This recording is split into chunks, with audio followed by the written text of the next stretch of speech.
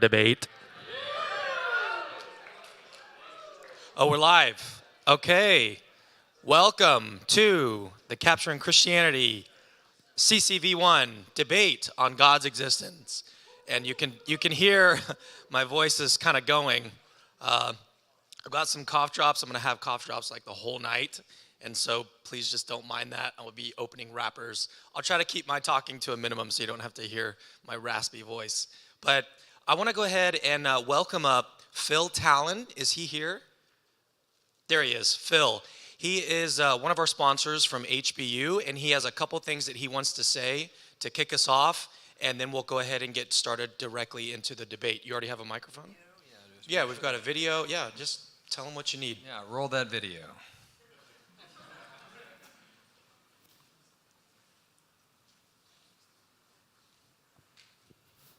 I'm Phil Talon, Dean of the School of Christian Thought here at HBU. I've written some books, have a family, and I want to help prepare you for ministry. Ministry is a marathon. It's a long obedience in the same direction. And you can't run a marathon without training first. You need to know your Bible well to empower your preaching. You need to grow deeper in your faith, and you need supervised hands-on ministry experience. Our BA to MDiv program is designed for undergraduates who come in as freshmen and leave 5 years later with a Master's of Divinity. And here's the thing. Normally, a BA and an MDiv will take you at least 8 years, if not more. But here at HBU, in an intense 5 years, you'll complete a Bachelor's in Christianity and a Master's that's focused on preparing you to serve full-time. You'll study with our team of Bible scholars and church leaders who will challenge and guide you, and you'll do it in a cost-effective way. If you want to find out more, follow the link below. That was the best and the worst thing I've ever seen. That was awesome. I made that video because I was trying to be as cool as Cameron Bertuzzi, and that was silly because it's not possible. And I'm happy to fail that. So I'm Phil Talon. I'm Dean of the School of Christian Thought at HBU, and we're very happy to be here and to help to sponsor this wonderful conference.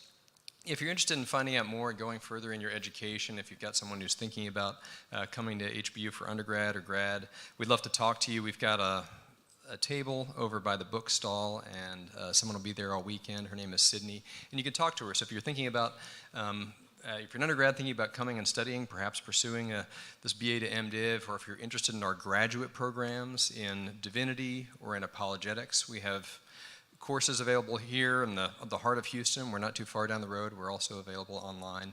And we're starting a Doctor of Ministry.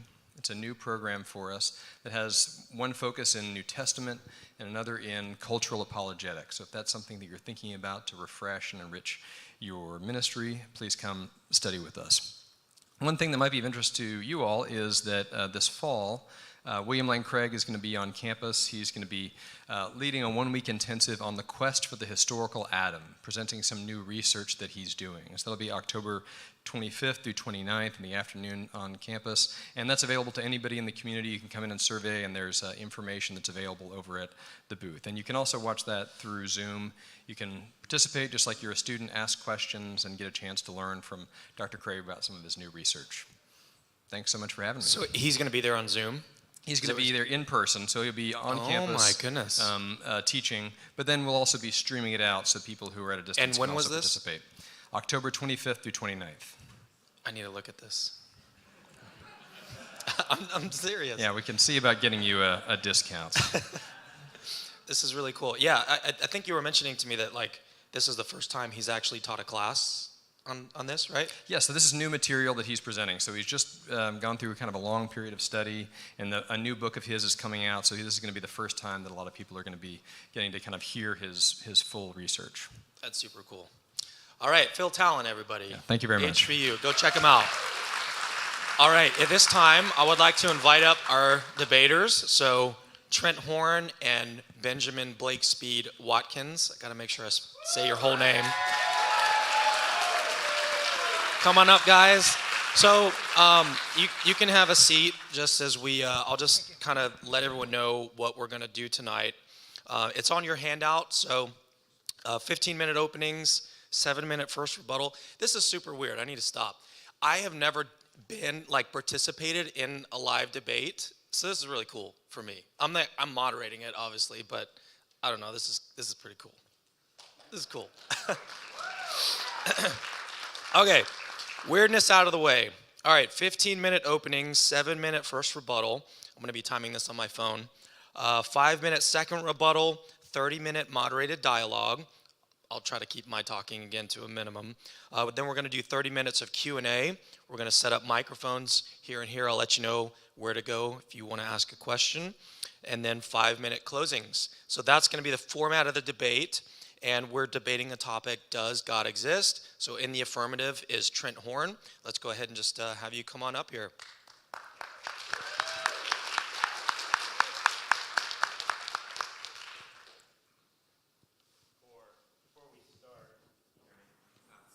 Get our microphone. Okay, can you hear me now? Yes. All right. And before we get started, yes, Cameron, I'm sorry that you have a cough. I still have shingles in my left eye. Ben, if you want to disclose your medical history, you're free to do that in your opening. About HIPAA. Right. Let's see. And then let me get this out here. All right. Well, thank you so much, Cameron, and thank you, Ben. Thank you so much for being here as well. We can all agree, at least, it's nice to finally do this kind of stuff in person. So let me start by saying that God is not a being in the universe. What I'm arguing for tonight, I'm arguing for that God just is unlimited being itself. God is not something that we locate with scientific tools, because God is not composed of matter and energy. Neither is God located within time and space. That doesn't mean the game's over, though, because philosophers know lots of things could exist or do exist beyond the reach of science. This includes minds, numbers, propositions, free will, and objective moral truths. In fact, I listened to an interview that Ben did recently where he defends the existence of objective moral truths, or moral realism, and I felt a common bond in hearing him make this case. For example, the philosopher Dan Barras says that moral realism is no better than theism, because neither can be proven scientifically. The atheistic philosopher J.L. Mackie, in fact, said of moral facts, they are unlikely to have arisen in the ordinary course of events without an all-powerful God to create them. So I feel for Ben that no scientific fact proves moral realism, just like no scientific fact proves theism.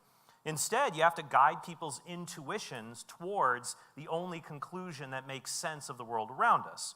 So let me offer some observations of the world around us based on our strongest intuitions and show you how they point towards God as the ultimate cause of the world.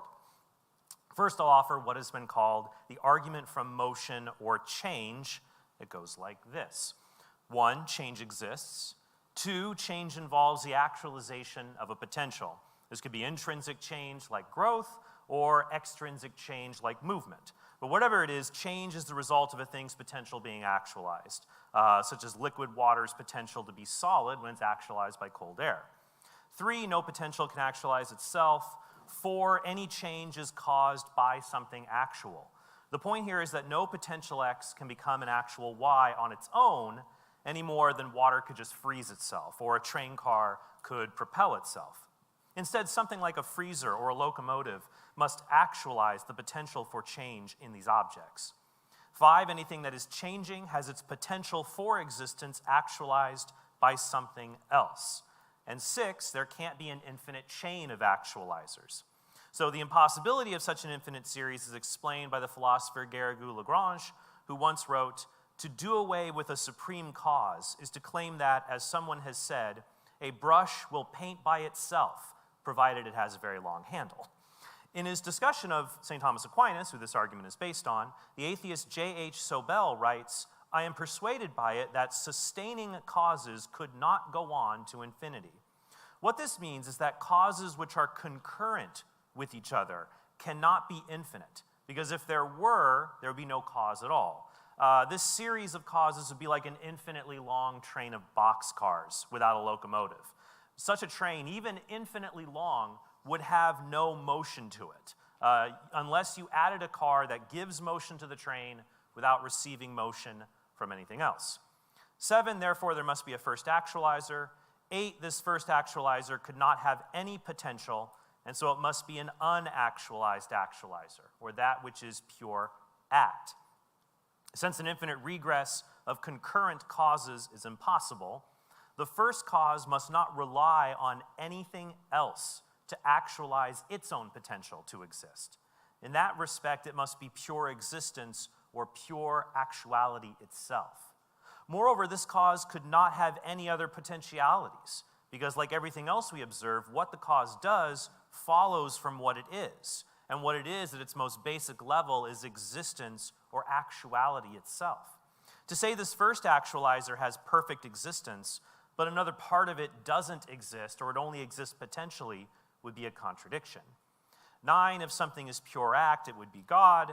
10, therefore, God exists. All right, so why should we believe something with pure act has the classical divine attributes? For example, we know if it's pure act, there could only be one purely actual actualizer.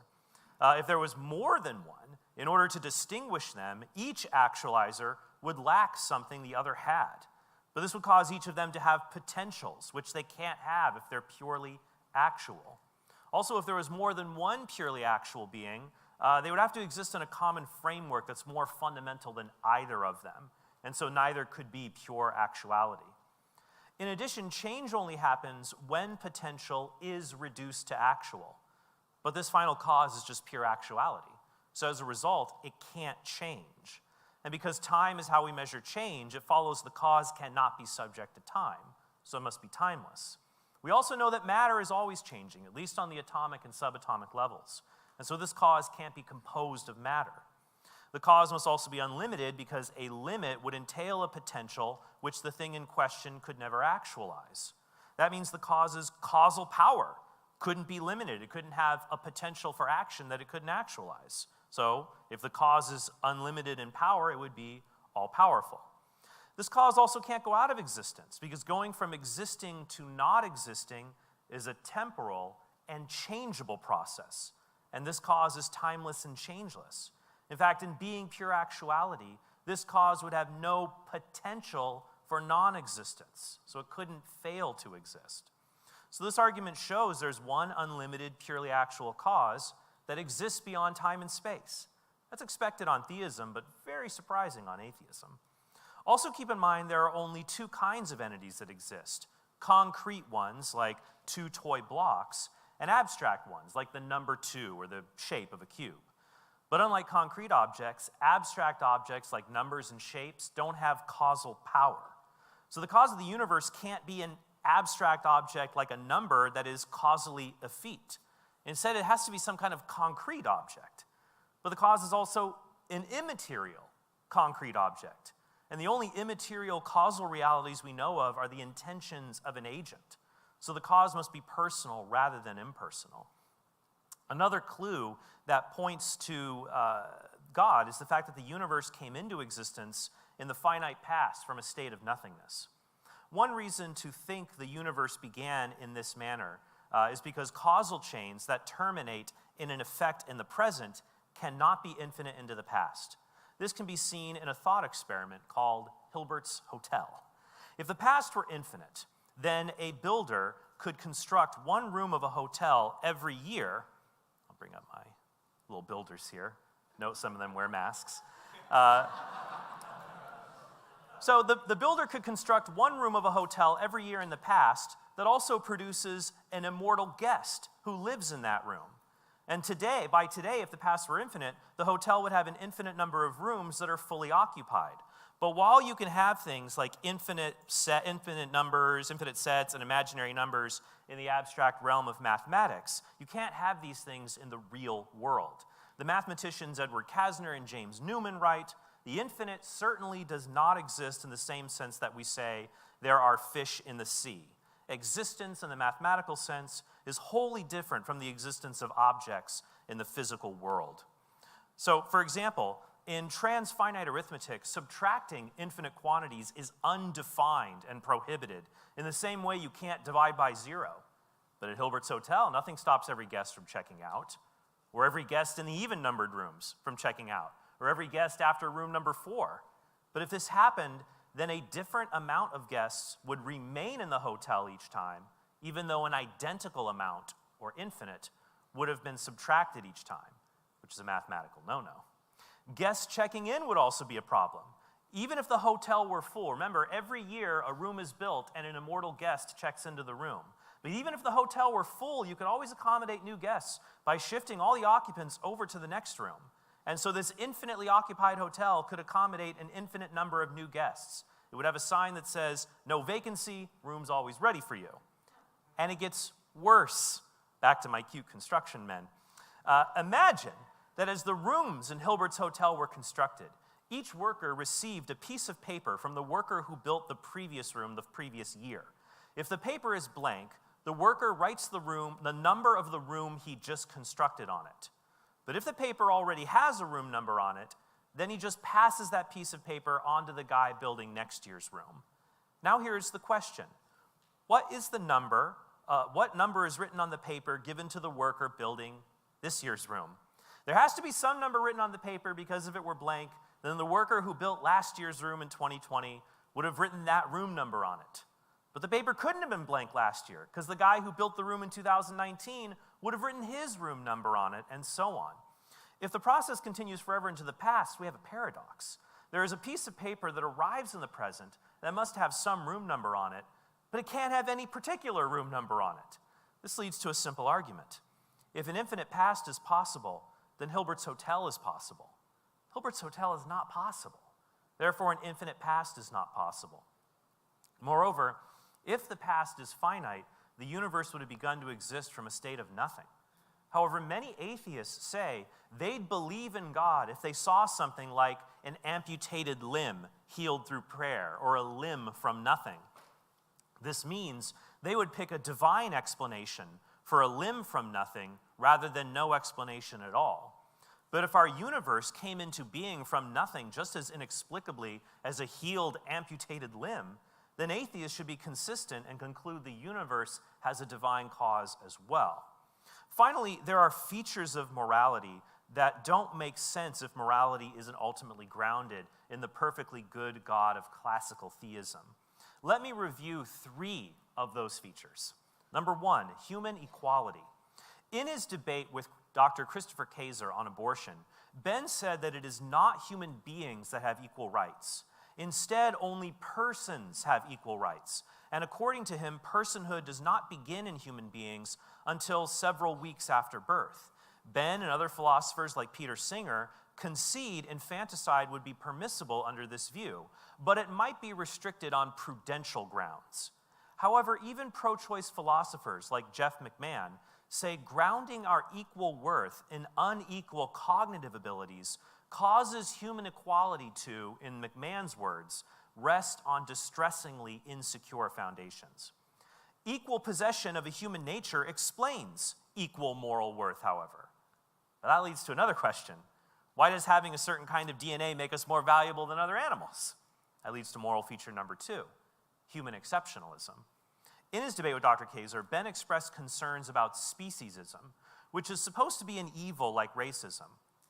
Under this view, saying one species is more valuable than another in virtue of DNA would be as bigoted as saying one race of humans is more valuable than another race of humans because of their DNA. But nearly everyone agrees it would be moral to feed a pig to your starving child and monstrous to do the opposite. Atheism leads to the conclusion that species membership is morally irrelevant. But theism can explain why only human animals have intrinsic value. As it has been said before, we hold these truths to be self-evident, that all men are created equal and endowed by their Creator with certain inalienable rights. Finally, there's number 3, human evils. By human evils, I mean those acts which aren't just bad like a drought. I'm talking about evils that only humans can commit. A tiger might be a cunning killer, but only humans can be cruel killers who disregard a moral law they ought to follow. Once again, if humans are just another species who act in accord with physical laws, then there is no reason to assume they have moral responsibility, including the responsibility to not commit certain intrinsic evils that are always wrong, no matter what kind of good they might accomplish. Atheism cannot explain why there are some things we must never do, such as actively killing infants who have mild disabilities, even if such an act produced net utility. It also can't explain why we are morally responsible for our actions if we do perform these evil acts. However, if God created human beings to freely obey moral laws that reflect our equal intrinsic value, then this makes sense of our moral experience. And God would just be the ultimate standard of goodness, and morality would reflect his perfect nature. The atheistic philosopher Robin Lepoidevin puts it this way: unlike humans, God is a source of moral value. That is, God's goodness in part consists of the fact that he is the basis of ethics. Since it is not trivial that God plays such a role, it cannot be trivial that God is good. In fact, it is highly morally significant because it points to the source of moral obligation. So that's Robin Lepoidevin, who wrote a great atheist introduction to philosophy of religion. Finally, badness or evil are not positive things. They are privations of the good a thing ought to have. But if the cause of the universe has no potential and is pure actuality, then it must be good by definition. That's because it could not lack anything, and so it couldn't be bad in any sense of that word. In fact, when all of these arguments are seen as a whole, they form a strong case that there is a changeless, timeless, immaterial, infinite, necessarily existing, all-powerful, all-knowing, and all-good cause of the universe, or what most people refer to as God. Thank you.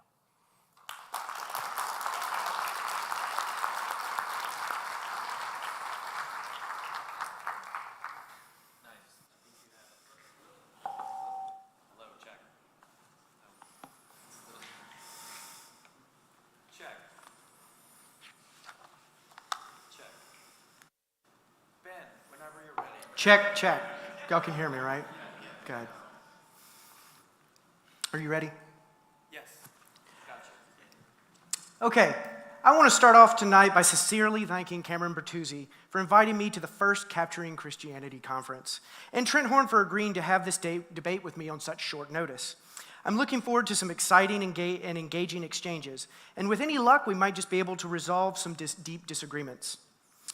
The focus of my case will center around the concepts of evidence and probability. I will present at least one argument from experience and two arguments that are a priori against Trent's particular classical theist view. But much of what I say will also apply to theism more broadly. I have a good deal to cover, so let's get started.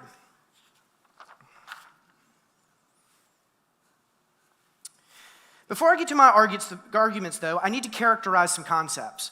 I will be defending naturalism, understood as the hypothesis the universe is self-contained or causally closed, such that there are no supernatural causes.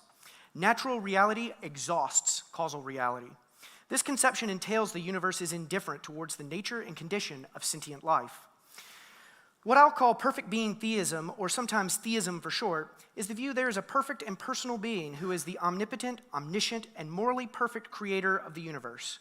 Trent is also a classical theist, so I will understand classical theism as entailing perfect being theism and making at least 4 additional distinctive claims about the nature of God.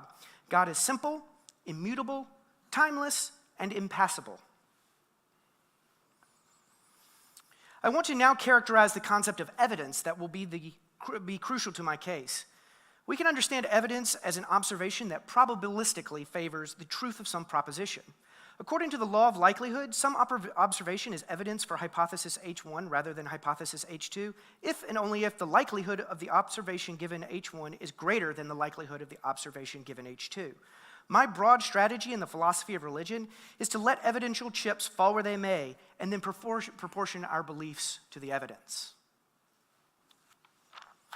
For my case tonight, I will begin by making an argument from simplicity. I will show naturalism is more coherent and modest than theism, and is thus the more simple explanation.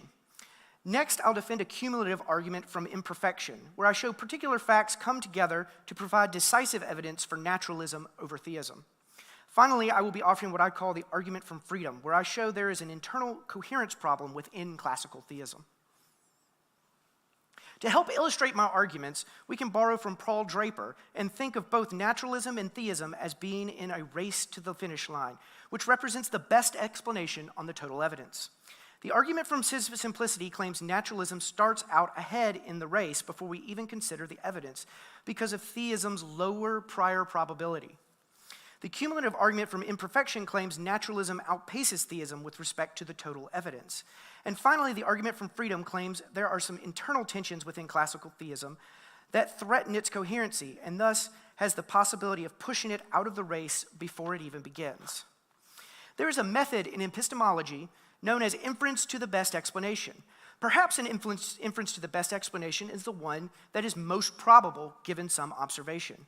There's also a well-known theorem of probability known as Bayes' theorem that allows us to infer that some set of facts is evidence for a hypothesis on our total evidence rather than another using the ratios of likelihood comparisons known as the Bayes factor and the prior probabilities of the hypotheses. This evidential method is known as Bayesianism. However, it is going to require me to say something about the prior probabilities of naturalism and theism. This brings me to my first argument tonight. Naturalism has a higher prior probability than theism because naturalism is simpler. My premise A claims simpler hypotheses have higher prior probabilities because they have fewer ways of being false.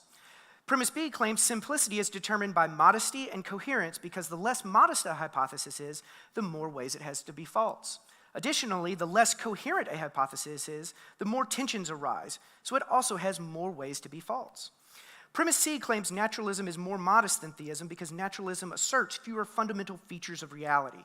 It might be objected that theism is more modest because it is supremely simple.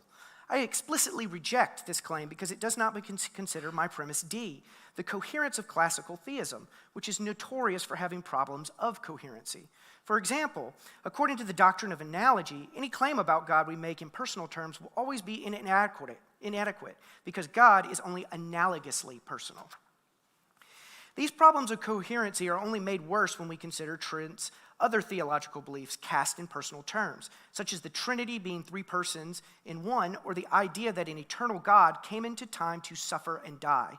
I don't really know how Trent squares coming into time with timelessness, nor the death and suffering of Jesus with impassibility and immutability. I argue these problems of coherency count against theism's prior probability. It might be objected these issues of coherency can be resolved by making additional claims, but doing so comes at the cost of modesty.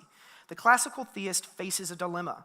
In being modest, the classical theist faces a problem of coherency. In being more coherent, the classical theist faces a problem of modesty. Either way, conclusion F follows. Classical theism's prior probability is low. Moving on now from prior probability, how do the evidential chips from experience fall for theism?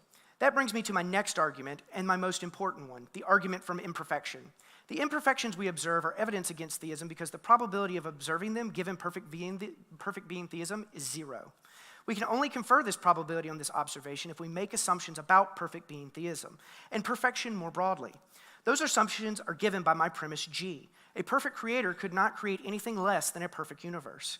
If it's conceded that H, the universe, contains imperfection, then conclusion I follows. There is no perfect creator of the universe. We might be tempted to deny G, but that premise is entailed by God's omnipotence and moral perfection. The actions of a perfect being cannot decrease the degree of perfection of the universe as a whole in any possible world. And that claim entails premise G. Premise G, then, is necessarily true. Premise H is the only contingent premise we can deny. Why think the universe contains imperfections such that the universe is worse than it would be? What sort of observation probabilistically counts as evidence against theism? It is to these questions that I now turn. According to the argument from hiddenness, there is an observation that proves there is no perfect being because we can deduce this conclusion from the observation given by premise K. There are some non-resistant non-theists. These are people like me, who no longer believe, or maybe never have ever believed, there is a perfect being. And this lack of belief is not the result of emotional or behavioral opposition towards God. God's perfect love implies he would always be open to a relationship, such that every finite person believes God exists, unless they are somehow resisting such a belief. Because a belief that God exists is a necessary condition for a meaningful relationship. It cannot be the case that we are in a relationship with someone unless we also believe that they exist. Therefore, premise J follows. Perfect being theism implies there are no non-resistant non-theists. Consequently, conclusion L follows. There is no perfect being. How might other observations justify the claim the universe contains imperfections that are evidence against theism? According to evidential arguments from evil, there are observations about evil that show theism is false, all things considered. These observations include general facts about the kinds, amounts, and distributions of evils in the world, and particular facts about evil, like children who suffer from cancer, fawns that die in forest fires, and Holocaust victims who suffer horrendously. Premise M claims God's perfection rules out unjustified evils as imperfections. So why believe Premise N that claims there are such imperfections as unjustified evils? I will argue we can justify Premise N using an inductive method and the moral assumption that the world is, on the whole, imperfect unless all its wrong-making properties are sufficiently counterbalanced by right-making properties, both known and unknown. We'll let N be God's allowance of any seemingly unjustified evil or imperfection, R any unknown right-making property, and W any unknown wrong-making property, such that there are only 4 possible outcomes for any particular N. In 3 of these 4 possibilities, N is an unjustified evil, all things considered, because it has wrong-making characteristics that are not counterbalanced by its right-making characteristics. So it is 3 times as likely any particular N is an unjustified evil. Supposing there may be some right-making and wrong-making properties unknown to us, the atheist philosopher Michael Tooley shows the probability all these evils are actually morally justified to allow, all things considered, must be less than 1 over n plus 1. Because n is a very large number, the probability it is morally permissible to allow all these evils is extremely small. Thus, we have inductively justified premise n, that there are probably some unjustified evils, all things considered. Therefore, my conclusion O follows. Theism is probably false, all things considered. How else are evils evidence for imperfections? I claimed at the start I'd be defending naturalism, but so far that hypothesis has been relegated to the sidelines. It's time to bring that hypothesis into the game to see what it has to say about observed evils. Recall, naturalism entails the universe is indifferent to the nature and conditions of sentient life. Using likelihood comparisons, I argue there are at least 3 evolutionary observations about evil that are more likely given naturalism than theism. First, according to what I'll call the evolutionary languishing of sentient beings, for hundreds of millions of years, biological organisms have experienced mostly profound languishing, predation, starvation, and disease. Secondly, 99% of all species that have ever lived are now extinct, and the state of nature is locked in a savage struggle for survival over limited resources. Finally, according to personal tragedy, some lose themselves entirely by coming to believe their lives are, on the whole, no longer worth living. Another interesting point about all these observations is that they are straightforward physical implications of the second law of thermodynamics. According to this law of nature, entropy, or the measure of disorder in the universe, is always increasing because there are more ways for things to be disordered than to be ordered. There are many more ways for animals to suffer than for them to experience pleasure, many ways for life to languish than to flourish, and many more ways for us to experience tragedy than triumph. Naturalism predicts this kind of thermodynamic indifference towards sentient life. However, given Trent's classical theism, these are neither accidental nor unfortunate byproducts of an intentionally designed process, but are rather the very clockwork of the process itself. This is the divine means by which God intentionally chose to bring about the goal of finite creatures through his creative act. So God actively employed gratuitous pain, languishing, and tragedy in his providential production of humanity for hundreds of millions of years. This is really surprising. Using these likelihood functions to formulate the Bayes factor and using the prior probabilities from my first argument, we can now formulate a Bayesian argument from evil. This argument is going to argue on our total evidence and claim that evolutionary evils and the previous evils that I also mentioned are evidence for naturalism rather than theism, all things considered. In my first argument, I had mentioned classical theism faces problems of coherency, affecting its prior probability. Now I want to look at another a priori argument that further challenges its coherency. According to the argument from freedom, God's immutability is incompatible with perfect freedom. Premise S claims God is immutable or purely actual, and premise T claims whatever is purely actual is devoid of any potentialities. Therefore, conclusion U, God is devoid of any potentialities. It's also true by definition that V, a will devoid of any potentialities, is also devoid of any contingencies. Premise W, a will devoid of any contingencies, could not have done otherwise. Premise X, a will that could not have done otherwise, is not perfectly free. Therefore, conclusion Y. God is not perfectly free. However, premise Z claims perfect being theism implies that by definition, God is perfectly free. Therefore, conclusion AA follows. The conjunction of perfect being theism and classical theism is impossible. It's important to notice this entire argument is analytic, meaning that all of its premises are true by definition. These pieces of classical theism do not coherently fit well together. In conclusion, I've made at least 3 important claims. First, I argue naturalism has a higher prior probability than theism because it's simpler. I argue this is because naturalism is more modest and coherent than theism. Second, I claim the imperfections in the universe are evidence against theism. I cash this evidential claim out in at least 4 probabilistic ways. Non-resistant non-theists prove theism is false. Particular facts about evils are evidence theism is probably false, all things considered. Evolutionary evils are more likely given naturalism than theism, and facts about evolutionary evils are evidence for naturalism over theism, all things considered. My last claim was an a priori argument about the coherency of Trent's classical theism, where I showed God's immutability is incompatible with his perfect freedom. I think all of these lines of reasoning taken together give us powerful evidential reasons for thinking Trent's classical theism is false, and something like my naturalism is closer to the truth. Thank you.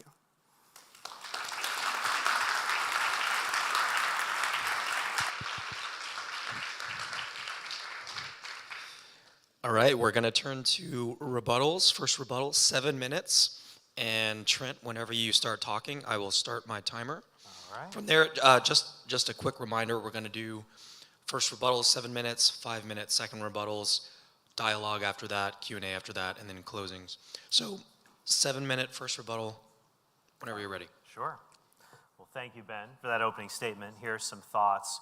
We'll talk about low probability.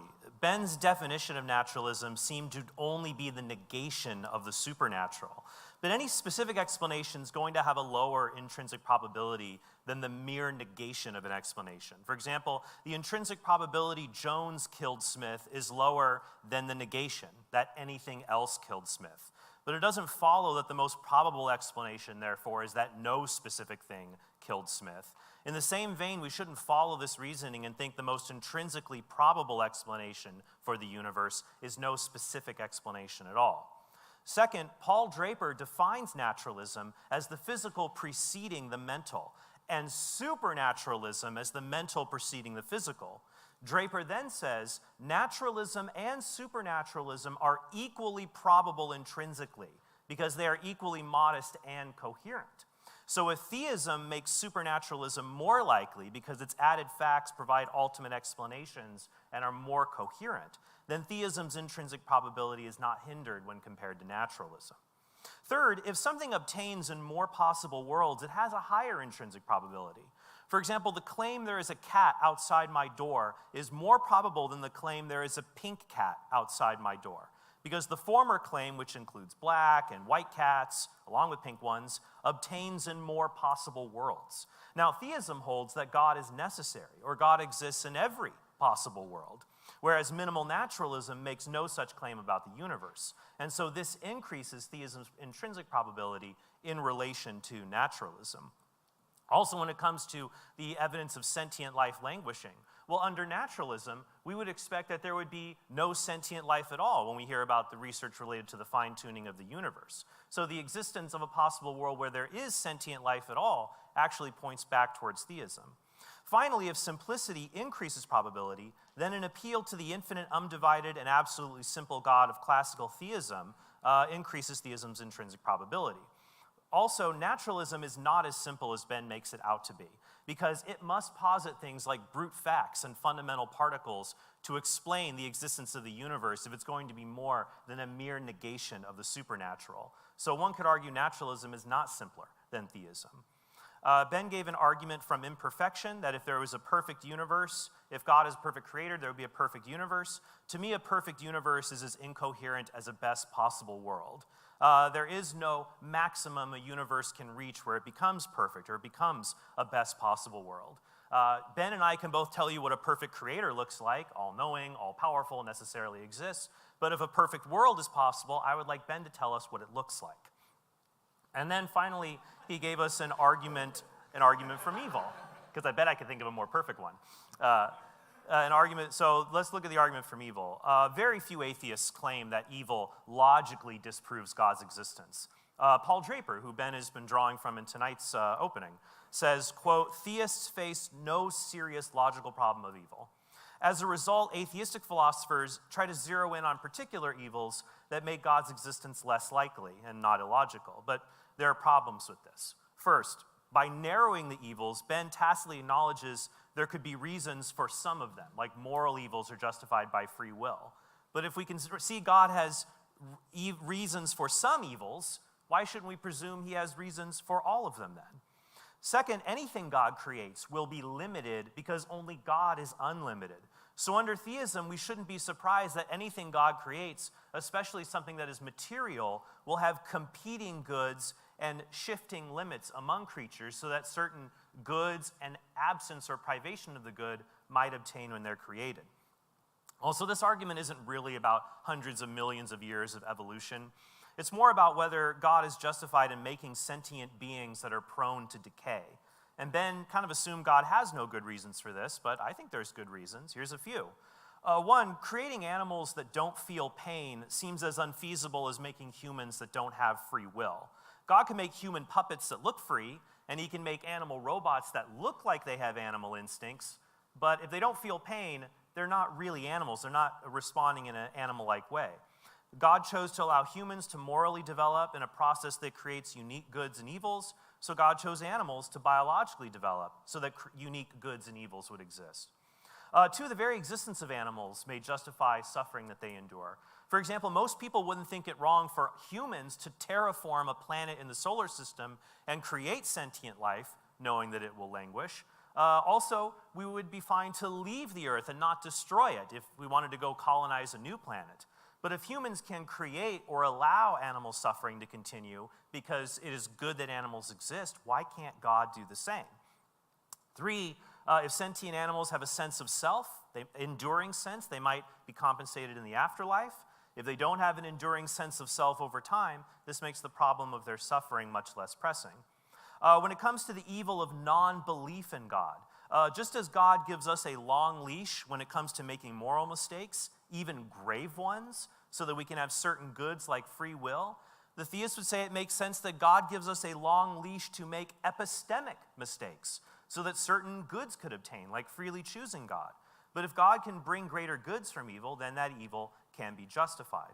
And in fact, I don't think it'd be obvious everyone believes God exists. I think consciousness and free will and temporal becoming are obvious, but there's many philosophers who don't believe those things exist. So if God were as obvious as those things, people still might not believe in him. Finally, probabilistic arguments, they're misleading because you got to have all the background knowledge, not just the things that make things less likely, but all the stuff that makes it even more likely. A 600-pound person is probably not an athlete, but if they're a world-class sumo wrestler, oh, now you've changed all the background knowledge to reach a different conclusion. Finally, when it comes to free will, Ben's argument is ambiguous. When he says God is devoid of potentialities, classical theists agree God has no passive potentiality. He can have active potentiality. Nothing affects God, but God can refrain from affecting other things, like letting the dinosaurs have another million years. Finally, premise W says a will devoid of any contingencies could not have done otherwise. This is a fallacy of accident because it compares the divine will to the human will. Human wills are in time and limited and have to do discursive reasoning. God is timeless and all-knowing and does not have to process things in the same way, so we would not expect God's will to achieve different results to have any kind of intrinsic contingency. So I think I've shown Ben's arguments do not prove God doesn't exist, and in my next rebuttal, I will answer Ben's objections to my case for God. Thank you.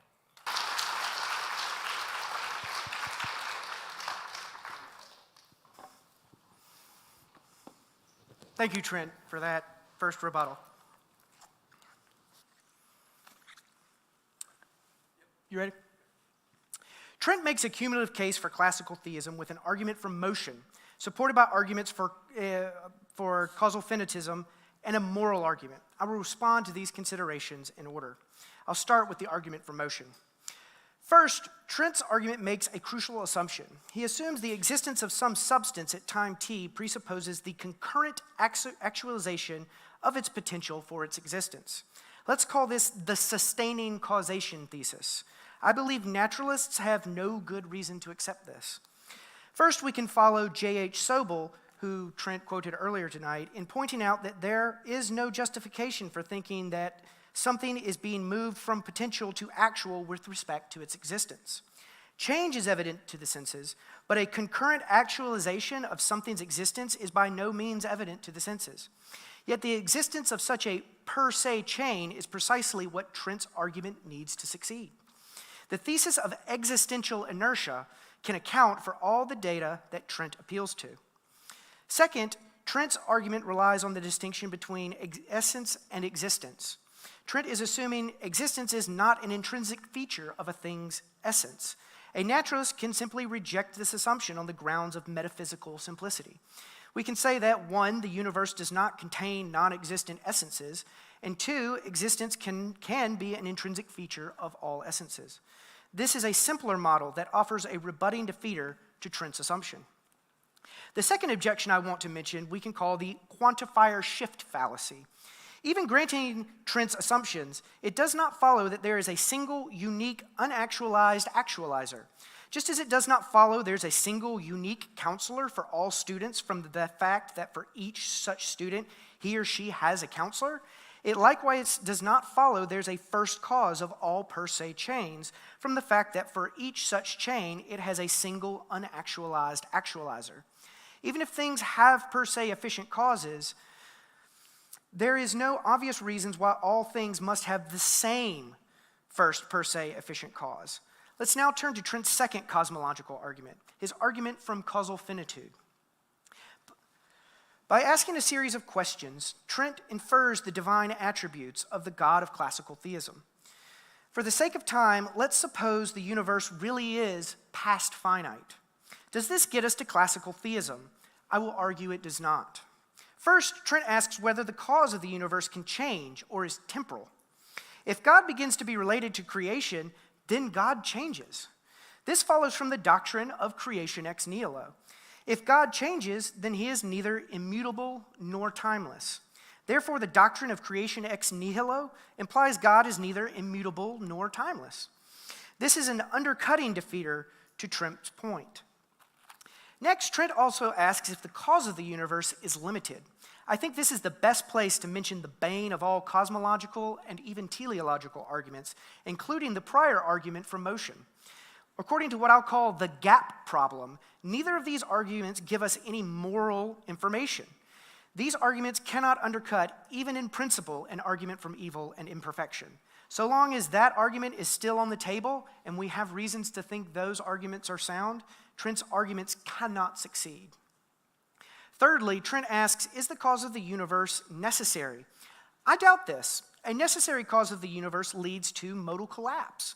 If X is caused by something necessary, then that necessary cause entails X. However, a necessary cause will entail other necessities. This leads to modal fatalism, and Trent's causal finitude can't bridge the gap between contingency and necessity. Trent also asks if the cause of the universe is personal. Trent rules out a material cause for the universe, but all known mental activity has a physical basis in material brains. This provides inductive support for the view there are no mental changes without any material changes. That claim is an undercutting defeater for inferring a personal mind that is the cause of the universe. Also, consider my prior arguments from hiddenness and evil here. Finally, Trent asks if the cause of the universe is good. Even if we suppose the universe is finite and has a cause, the arguments from evil and imperfection are rebutting defeaters for inferring a good cause of the universe. Again, here we see the gap problem. Now I want to say something about Trent's moral arguments. I'm an atheist and a moral realist. My view implies basic moral truths are necessary truths, meaning they are true in all possible worlds. It's impossible pain is in itself good, or that persons do not have intrinsic value. Basic moral truths are true in all possible worlds, so they are not evidence for either naturalism or theism. This claim is a rebutting defeater for all of Trent's moral arguments. But I want to also say something about my moral view. So I believe that some things matter in a moral sense because there are reasons for everyone to care about them. Some reasons are also moral reasons because they are stronger than any other competing reasons we may have. Truths about moral reasons do not have any ontologically weighty implications, meaning they do not imply the existence of anything other than themselves, because basic moral truths are irreducibly normative, meaning they cannot be restated in purely non-normative terms. This gives me all the conceptual framework I need to affirm things like moral values. Justice requires us to treat similar cases alike. Prudence requires we have equal concern for all parts of our lives, and benevolence requires us to treat the good of any other as much as their own. This also helps me understand moral wrongness or moral responsibilities. An act is morally wrong when it would be disallowed by a principle that would make things go impartially best, by a principle everyone could rationally will, or by a principle no one could reasonably reject. This also gives me the conceptual resources to distinguish between moral agents and moral patients. Moral patients are sentient creatures that can be the benefactor of a moral obligation, but they do not themselves have moral obligations. Only moral agents have obligations. So this explains the special duty that we have to humans that we don't have to other non-human animals, because those other non-human animals are moral patients rather than moral agents. How am I for time? You're just out. I planned that perfect. That's what a perfect world looks like.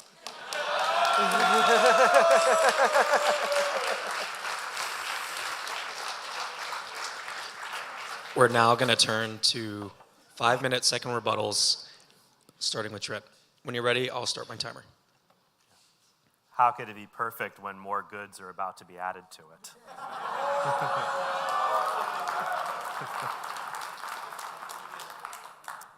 Well, let's look at Ben's criticisms for my case for the existence of God.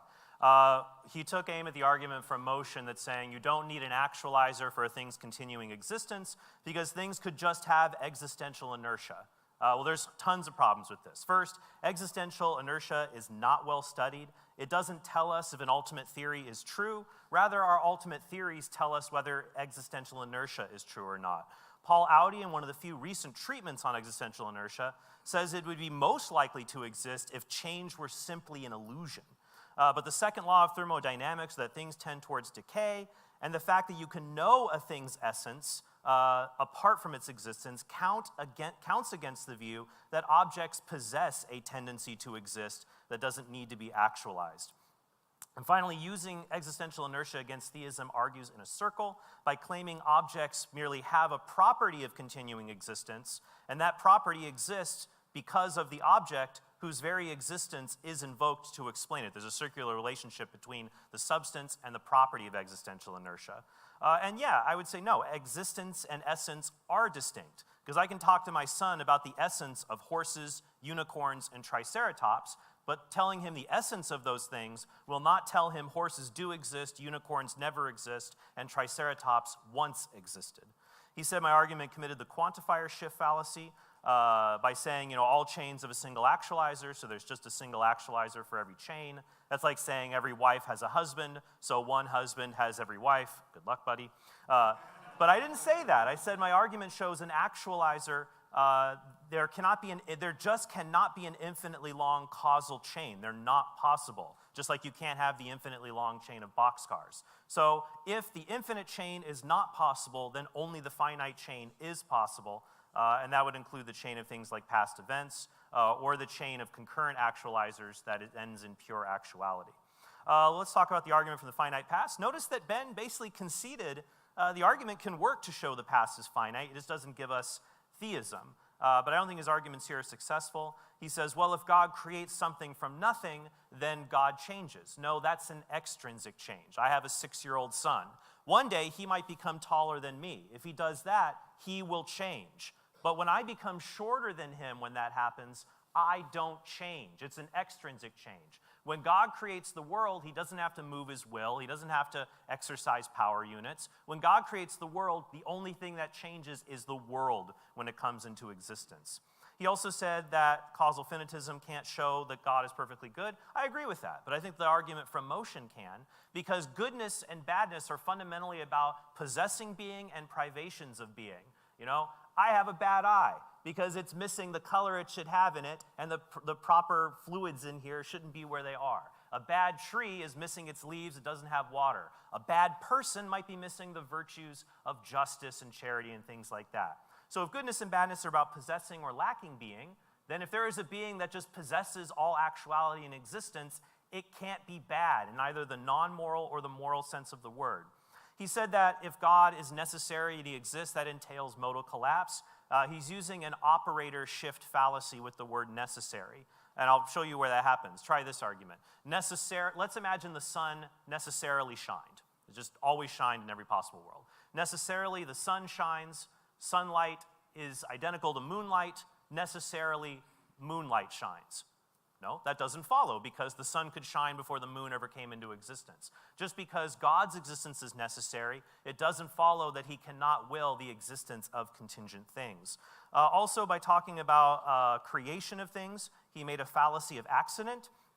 All mental activity is physical, so we can't have a non-physical creator. Well, as far as we know, all mental activity is carbon-based. But that doesn't mean we couldn't have silicone-based mental activity by other creatures in the universe, or maybe artificial intelligence. When it comes to the moral argument, I would say here, Ben either has to invoke moral Platonism and the idea that these moral truths inexplicably exist out there and bind us, but also which ones do we pick? If they're out there, do we pick the truth of the golden rule, treat others how you want to be treated, or the other golden rule, he who has the gold makes the rules? What makes one true and the other false? What determines that if the statements are just out there? Finally, he said a line I thought was interesting. He said, human equality just exists in every possible world. But Ben can correct us. If his view is that infants do not possess the right to life, then I would say it doesn't even exist for him in this world, this possible actual world. Well, that's my time, and we'll keep the discussion going. Thank you all.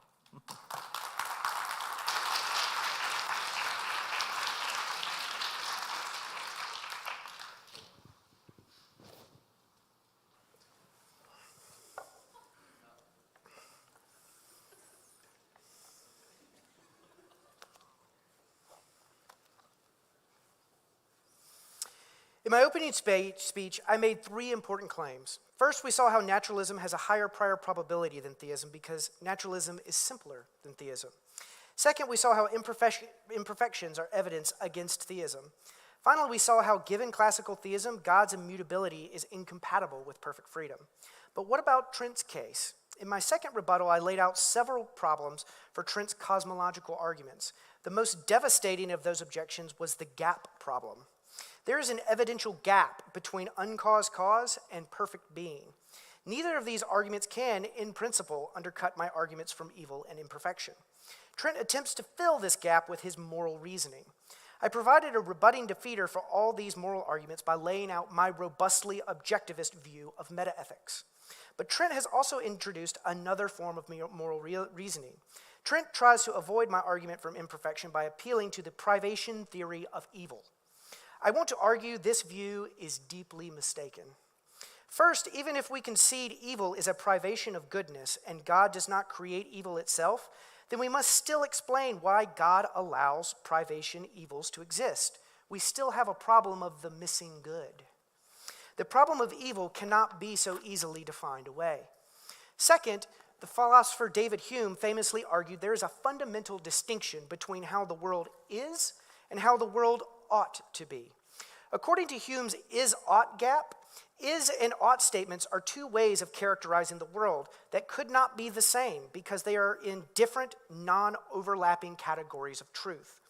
There's a sharp distinction or unbridgeable gap between claims about how things are and how they ought to be. Ought facts, if true, cannot state non-ought truths. Third, if goodness and being are identical, then claiming something is good only states that this thing exists. Such claims, if true, would state trivial facts that could not help us make better decisions, nor to act rightly in any substantive moral sense. Morality, given the privation theory, would be trivial. So let's call this the triviality objection. Finally, this just is not a plausible account of evil because the privation theory is unable to account for certain paradigmatic evils. For example, we cannot reduce the evil of pain and depression to the privation of pleasure or some other feeling. Pain is a distinct phenomenological experience that is positively evil rather than merely not good. The only thing evil about pain on the privation view is that we are not currently in it. Because pain, insofar as it actually does exist, is good for us, and God wills it for us. It's only evil insofar as it lacks something. The evil of pain and depression would be morally indistinguishable from the blank unconsciousness of an oyster. These implications, I think, are very hard to believe, and I want to give an argument against them now, an argument I'll call the Agony Argument. We all have decisive reasons to want to avoid future pain, like depression. The privation view of evil implies we have no such reasons. Therefore, the privation view of evil is false. How am I for time? Oh, you're good. A minute and a half. Minute and a half. So I want to say something about a perfect world. So Trent objected to my argument from Imperfection by saying that it's not possible that there is a best possible world. I didn't claim that God would build the best possible world. I claimed that he would build a best possible world. I will concede that we can constantly add good things to a world infinitely. So there may not be the case that there is the best possible world, but God would create a best possible world. Is what a perfect world would look like. Christian theists are already committed to this possibility if they believe in a place called heaven. Heaven is a place where there is no significant freedom, but in which all of the greatest goods are realizable. So my argument is that if there were to be a world created by a perfect creator, it would look something like heaven.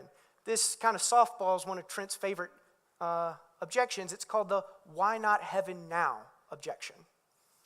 And I'll go ahead and yield any remaining time. Or how much do I have? 20 seconds. Yeah, I'll go ahead and I'll yield any more time than I have. Thank you so much.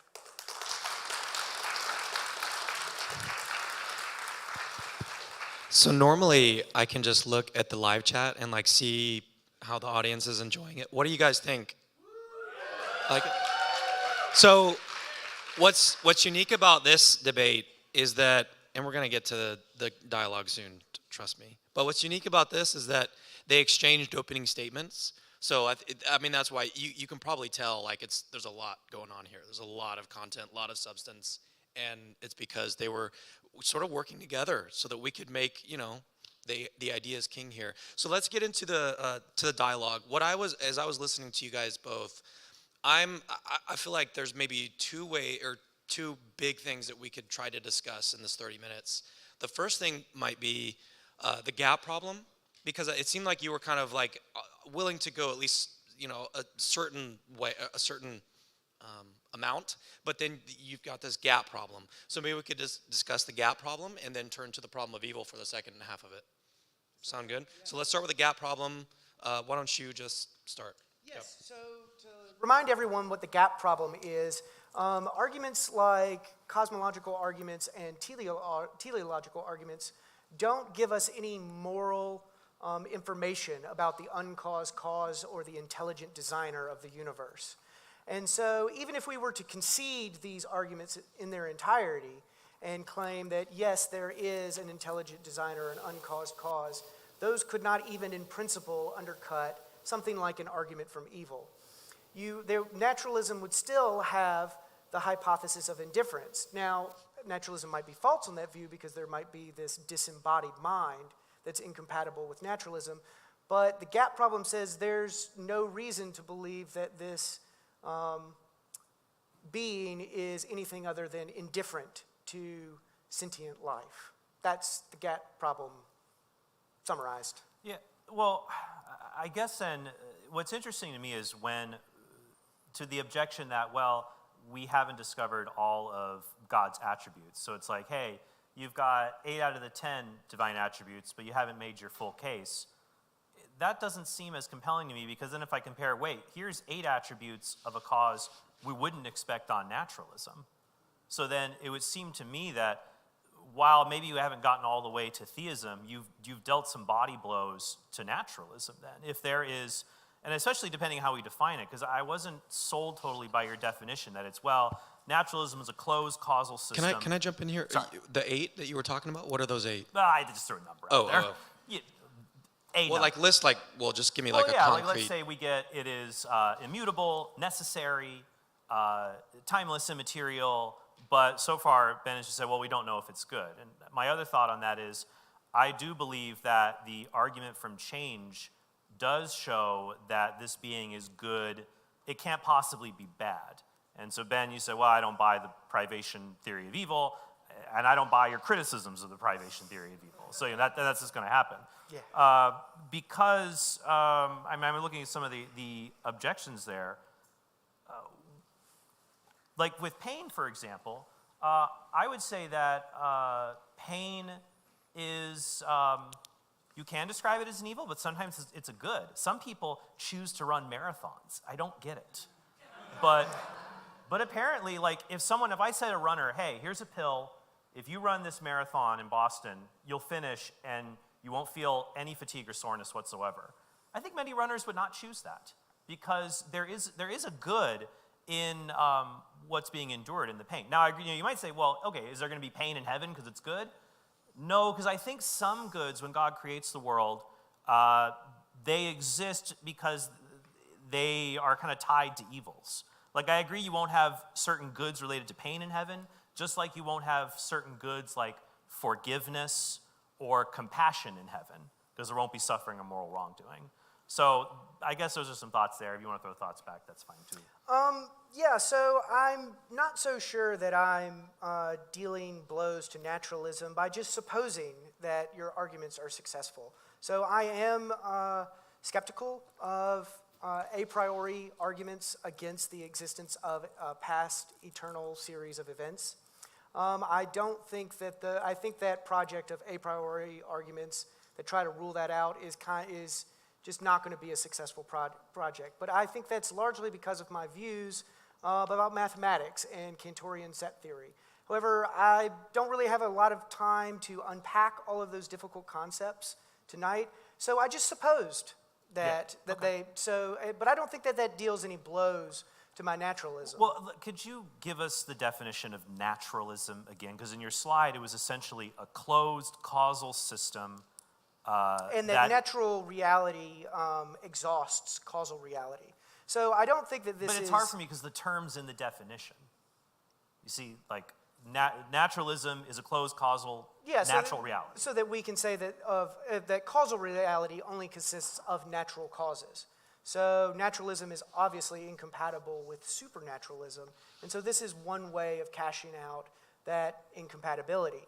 And would you be willing to go with, well, Draper's definition was naturalism is the view the physical precedes the mental, and supernaturalism is the view that the mental precedes the physical. Would you be, would you be willing to go with that? I would certainly work with that. I think that's a good working definition that can be modified if needed. Well, I think that's helpful as well because it gets us out of the circularity problem. But then, if I have an argument that establishes the ultimate cause of reality is immaterial, for example, that would seem to make more sense under the supernatural view than the natural view, though. Do you see how it would? Well, sure. I think that evidential chips could fall in favor of that. I certainly concede that point. What I would want to say is that the way the evidential chips fall favors naturalism over theism on the total evidence. So that's the purpose of the Bayesian inference. Can I just say that I loved your little racing analogy? Really? That's all I want to say. I tried to make it as accessible as possible. So I also so I take your argument for motion to be a demonstration. This is going back to the gap problem. Sorry to help everyone follow along. And so I think that it's significant to say that for cosmological arguments, how do we solve the gap problem? You have to appeal to the privation theory of good to help make that demonstration go. Privation, evil is a privation of good. Of good. I'm sorry. Yes. Thank you for the correction. You have to appeal to that view, though, to complete this demonstration. Do I have that right? Well, I think that I don't think I'm appealing to it. I think I'm trying to make a basic understanding of what it means for things to exist and what it means for them to be good. And I think goodness ultimately has a teleological or end-oriented nature into its definition that would then relate to being. Under classical Thomism, being and goodness are convertible. And I think it does explain with the examples I gave. I would be curious how you would explain, without using privation or being, what the terms like good and bad or good and evil refer to. Absolutely. So I think that good and bad are reason-implying terms. So I mentioned I believe it was my second rebuttal, or it might have been my first rebuttal, I can't remember, but where I characterized my moral view, saying that these are reason-implying and irreducibly normative. So I don't believe that morality is necessarily teleological, but I do believe that moral properties like goodness and badness are normative. What about the non-moral sense of good and bad? Absolutely. So I think those are reason implying too. So I think that contradicting yourself is bad, but maybe not in a moral sense. I think that we should, ought, or must care about evidence or the conclusions of sound arguments. This is non-moral rationality. So I think one of the advantages of my view is that this reason implying sense of normativity can apply both to moral normativity and non-moral normativity. So I have a greater scope of explanation. So you're saying something is good if it has reasons for it, and just bad if it doesn't have reasons? Yeah, so I think that the nature of what it's like to be burnt or whipped gives everyone decisive reasons to not want to be in such future states. Mm-hmm. If something is good, then that means that we have some reason to care about it for its own sake. Now, that doesn't mean that these things can't come in conflict with each other, or that certain things can't be used instrumentally. But then we would have to find a way to decide if the reasons themselves are good or bad reasons. Because we might have reasons, for example, to take fetuses that are not persons and genetically engineer them so they have a desire to be slaves and serve us. And so it would seem to me that under your view, if they're not persons, we can't be harming them, they don't have intentions, and we have reasons for doing something like this. But I would think under my view that has more of a teleological view of understanding what a nature is, ordered towards possessing a certain being, would make more sense under that view than just kind of a broad appeal to reasons in general as to why that would be wrong. Well, so I think that the central task of moral philosophy is understanding these reason relations. So I think that the fundamental question of moral philosophy is, what ought I do? Well, so that ought implies, or I think, a reason. And so what do I have most reason to do? What would make things go impartially best? Does that ought imply that there exists a categorical imperative, you ought to do good and avoid evil, that is a fundamental bedrock of the system? Yeah, so I cash it out in terms, so I have a view in meta-ethics and normative ethics in which a lot of normative theories seem to be in tension with each other. I deny that tension. I think that all of these moral views are climbing the same mountain from different sides. So I think that we can think like consequentialists and say that we have reason to act in ways that would make things go impartially best. I think we can think like Kantians and say that we have reason to treat people in ways that they could rationally will. And I think like a contractualist sometimes in thinking that we should act for reasons in which no one But I would say that there is a categorical imperative, not in the sense of a hypothetical imperative, which that's easy to get without theism. If you want X, do Y. I'm talking about that people seem to universally recognize that there is just, you must do X. And I would say that makes more sense under a view of moral obligation imposed by an authority. Even in what you're saying here, I think that description of morality implies the categorical imperative. You ought to figure out how to climb the mountain and not be the nihilist who just sits on the beach and watches Rick and Morty or something like that. Now, I like Rick and Morty, okay, but it is a show that defends nihilism. So for me, I would find it hard under your view to get these kind of categorical imperatives, these universal oughts, things like that, without making them, just their reasons that have their own imperative force, even though they don't have real existence. Well, so again, I think that they're necessary truths. So I think that they're true in all possible worlds. I mentioned that I don't think that pain is good, intrinsically good, in itself good, in any possible world. Well, but it can be good under circumstances. Instrumentally. It might be instrumental in achieving some higher order good, but it is never in itself good. What it's like to be burnt or whipped is never intrinsically good.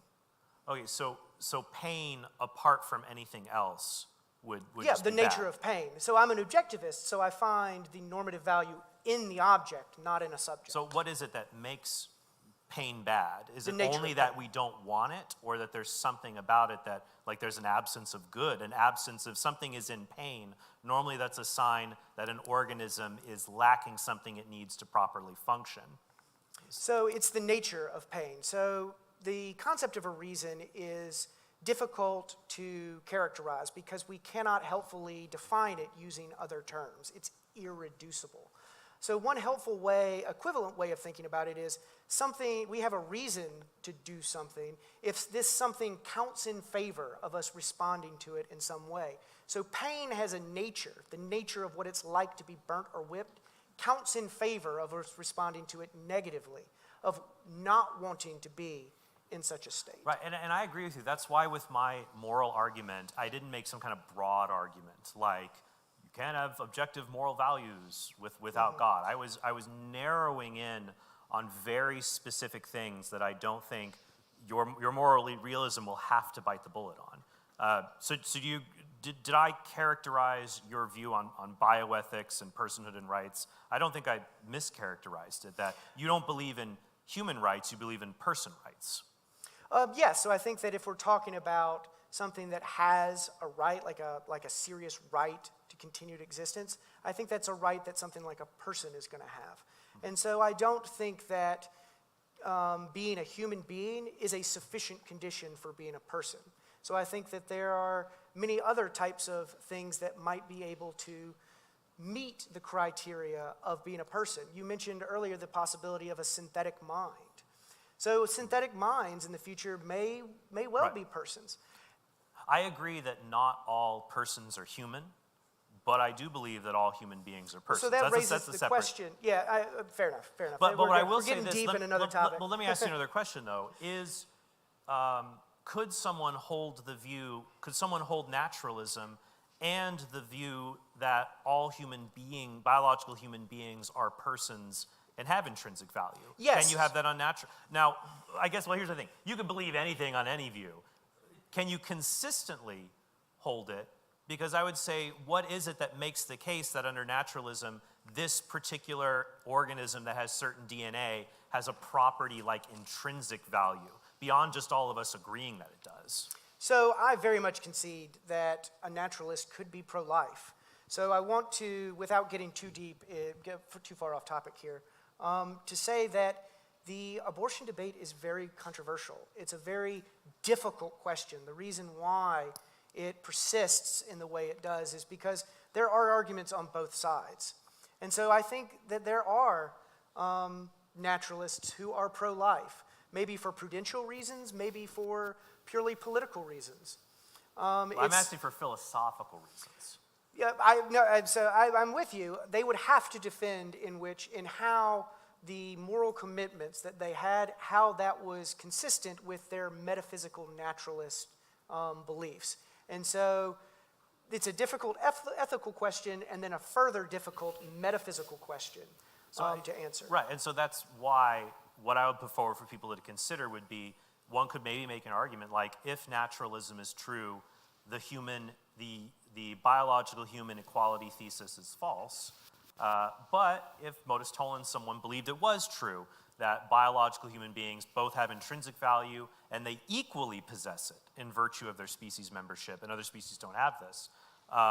And if you think that is more likely to be true than naturalism, then down goes naturalism if you run that path. So Well, that's sure, why. one man's Ben, modus ponens is another man's modus tollens. Let's- Surely concede that. Can we leave that there and then move to problem of evil? Do you feel comfortable with that? Do you, Yeah, as long as you are, yeah, I'm that's comfortable fine. with it. Okay, yeah, let's discuss that. We're right at about the 15-minute mark. So, yeah, problem of evil, and I'll let you start again and just kind of remind us what so- your argument is. I'll go ahead and recharacterize for the audience, kind of give a brief summary of what it was. So I started with the idea of an argument from imperfection, that if we're starting with the concept of a perfect being wouldn't create anything less than a perfect world. Or are there any reasons for thinking that there are imperfections in the world, such that the world is not as good as it could be? And so I laid out a cumulative case for that. They used 4 different probabilistic methods. So the first one tried to prove that there are these such imperfections. I appealed to the argument from divine hiddenness because my observation that I'm a non-resistant non-theist entails that there is no perfect being. So that is one way in which I can probabilistically prove that there is no God. The second one was an evidential argument from evil that used an inductive method that focused on particular facts about evil, that said these facts are probably an unjustified evil, and an unjustified evil would be an imperfection that's incompatible with a perfect being. And then the final 2 used likelihood judgments about evolutionary evils to then culminate in a Bayesian argument that gave us an argument for naturalism over theism, all things considered. So Trent, would you like to try to tackle all 4 of those, or would you want to just focus in on one for this time? Jump around, and I don't want to be, we could have a dialogue. I don't need to do like separate rebuttals or things like that. So I have a few questions on some of these. Well, Ben, would a perfect creator create an imperfect world that becomes perfect? Why? Because it may be the case that only certain kinds of, if you were to create a perfect world, there are certain goods that would not obtain. I alluded to this earlier, that you would have certain goods. You might have moral goods like forgiveness, which can't exist without betrayal, courage, which can't exist without danger, compassion, which can't exist without suffering. So it may be the case a perfect creator will make a world, like I was just watching Back to the Future on the plane coming over here. Marty, you need... I like how he clapped. Right. Yeah. That's one of my favorite movies ever. And, Doc Brown always says to Marty, you got to think 4th dimensionally. And I think sometimes with the problem of evil, we fail to think 4th dimensionally. We think of the world as a snapshot the way it is right now, but the world, for especially many scientists, philosophers, is a 4-dimensional block. And so what if the perfect world is one that you have perfection, but part of the block is imperfect, and it goes from imperfect to perfect, so you have all the goods of perfection, and then some goods in the imperfect part you don't have in the perfect part? Why couldn't a perfect creator do that? Because wouldn't it be better on the whole if it just didn't have those imperfections to begin with? You wouldn't have significant freedom, but you would still realize the greatest goods possible in heaven. God is an infinitely good being. If I'm in heaven in the presence of God, that's the greatest realizable good. That's a perfect world. Right, but the term perfect world, that's my problem, is that it doesn't seem to be analogous to perfect creator. Like the great making properties that God has, I can conceive of their upper maximum. Like God knows all truths, can do all logically possible things. But then if I think of a perfect world that has all goods, but then the problem is, like I brought up, there are certain goods that become competing, like goods like forgiveness, compassion. I think animals are good. I like animals. I don't want them as pets, but like I enjoy seeing them once in a while. That's why I probably hold the Thomist view. There are no pets in heaven. Any children watching, in heaven you will be perfectly happy. So if you need your pet there, he will be there, but you won't need him. Sounds like a perfect world. So that would be my response to that. That perfect world gets hard to define. Well, on hiddenness, your tone seemed to change a bit from saying divine hiddenness makes God unlikely. I thought you said it proved he didn't exist. I did. That's a big one. My goodness. So it's an observation that entails the conclusion. So your claim is that it is logically impossible for there to be a world with God and people who do not believe in God. Correct. If I am a non-resistant non-theist, it would be logically impossible for there to be You're saying God could have no good reasons whatsoever to allow non-belief. No, he would always be open to relationship. He would be perfectly loving. So a great analogy here is a perfectly loving parent. A perfectly loving parent would ensure that nothing he or she did would put relationship out of reach of their child. God would be for us like a light that always remained on unless we were to close our eyes. And I am concerned about that analogy. There is a movie that I saw recently. My wife was always Back like, to the read all Future? these philosophy books. Where do you have time to watch movies? Where do you have time to watch movies all the time? It was called Beautiful Boy with Steve Carell, and I forget the other actor. It was based on a memoir about a father and his drug-addicted son. And actually, at one point, his son moves back home, steals from them, keeps his drug habit going. He goes, and then he says, "Dad, can I come home?" And Dad says, "No, you can't, because you haven't changed at all." And he really shuts him out. And that cutting off of the relationship actually forces the son to really take stock of his life and change things. So I'm concerned about the parent analogy there. Also, for me, it's just an odd view of the logical problem, because I think you ran an evidential argument from evil, and most philosophers agree that the existence of evil in God are not logically contradictory because God could have good reasons for tolerating evil. For me, the ignorance of God is just another kind of evil. So I don't see how it's logically impossible for God to have good reasons to tolerate that kind of evil. And the reason I give is this, so moral evils are not logically contradictory because God allows us free will to make moral mistakes. I don't see why you can't extend the thesis to say God gives us free will to make epistemic mistakes so that we're free to develop as creatures without God holding our neurons the whole way. I don't see why you can't just shift the argument from evil in that direction. Right. So I dissent from sort of a popular opinion in the philosophy of religion that I don't think that logical arguments from evil or a logical argument from hiddenness are dead. J.L. Mackie defends one, J.H. Sobel defends one, Michael Tooley defends one, Graham Oppie defends one. I think they're still very much alive and kicking. And I think that you appealed to the free will theodicy, perhaps a free will defense. So I don't think that is a sufficient theodicy. My favorite theodicy is the soul-building theodicy, as Cameron knows. But so when we look at non-resistant non-theists, something like an isolated non-theist, in what way does the free will theodicy help us here? In what way is an isolated non-theist using their free will to just never come into contact with the concept of a perfect being? Or perhaps someone like a lifelong seeker, someone who looks for God their entire life, uses their free will, but still never finds that. But here's what I would say, especially when it comes to evils that humans endure. If God exists and he were to love human beings, we might ask, what should God give human beings to show that he loves them? And I might say, well, how about infinite happiness? Happiness that is infinite in nature.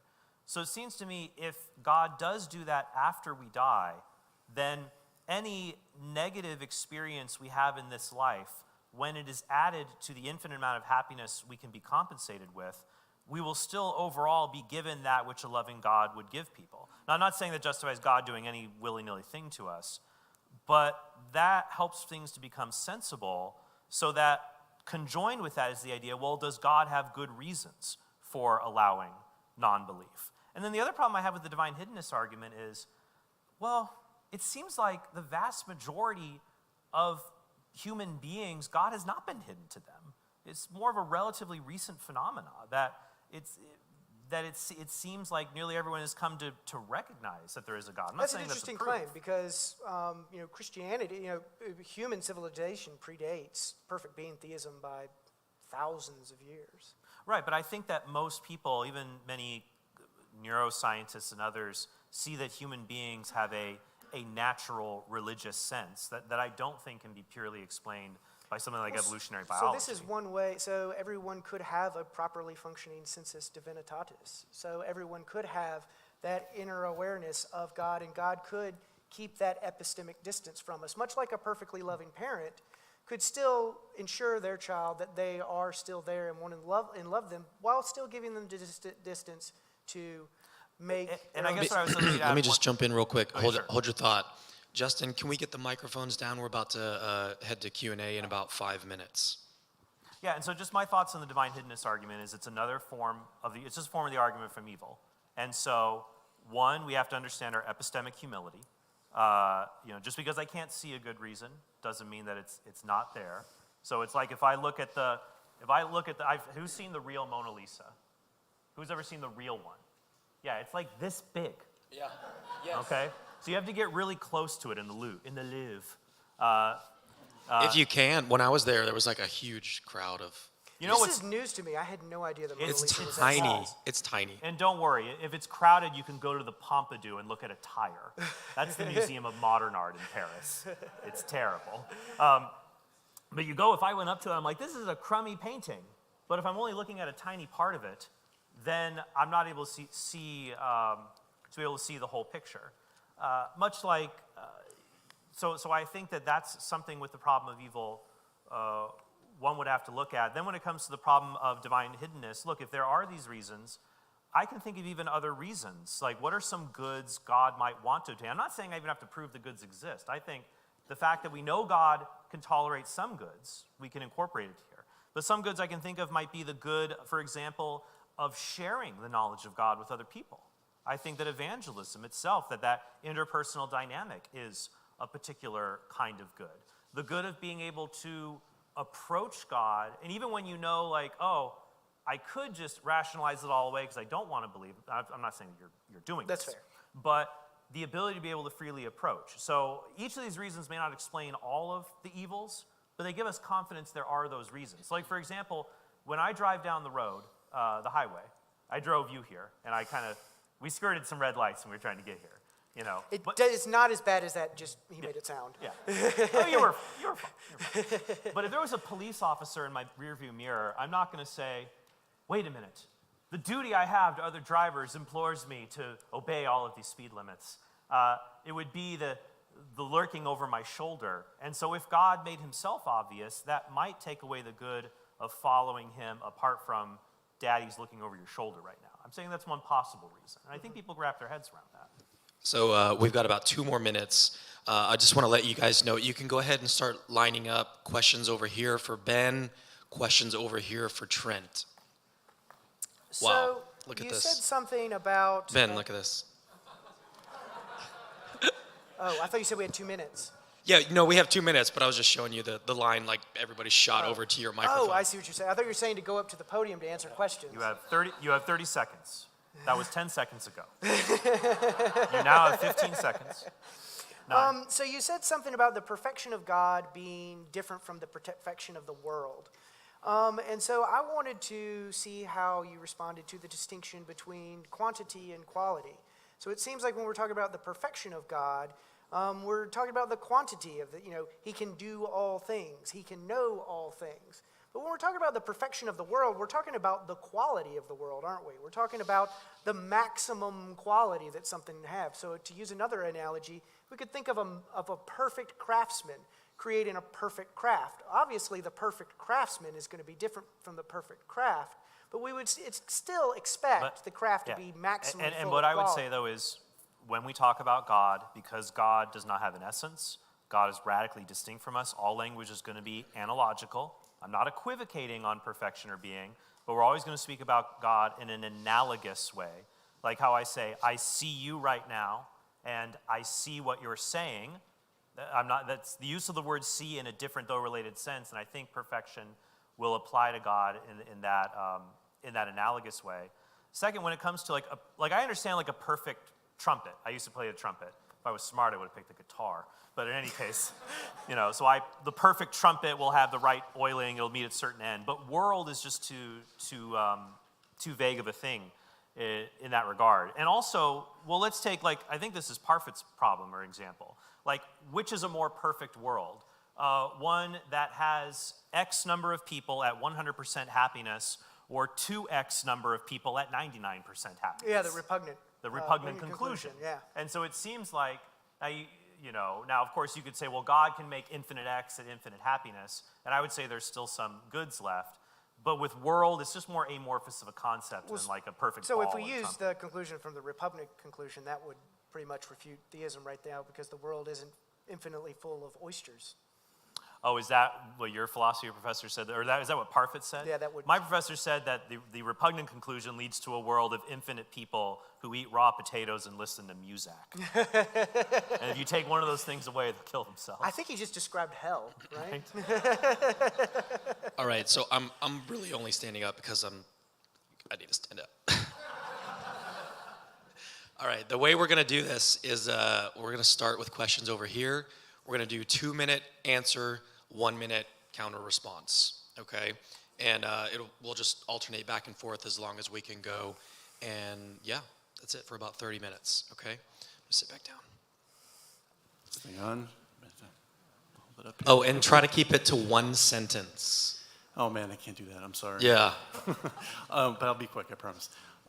So, Trent, in the opening, you said that you compared the materialization of an arm to the materialization of the universe, and you suggested that the weight and the value of witnessing that could be identical to the theoretical transformation of the universe that we haven't witnessed and is completely theoretical.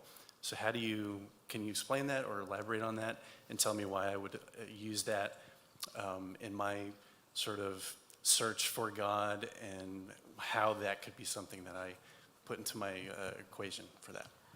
Yes, so I have tied that in as an argument from, if the universe came to be from nothing, what would that entail? And I've asked many atheists, what would it take to prove that God exists to you? I think it's a question many atheists have a very difficult time answering. Like, under what circumstances would you believe that God exists? Now, some philosophically informed atheists, I think like Ben would say, a sound argument that leads to a conclusion, which would be nice. Many others don't have that. Many of them will say, well, a miracle.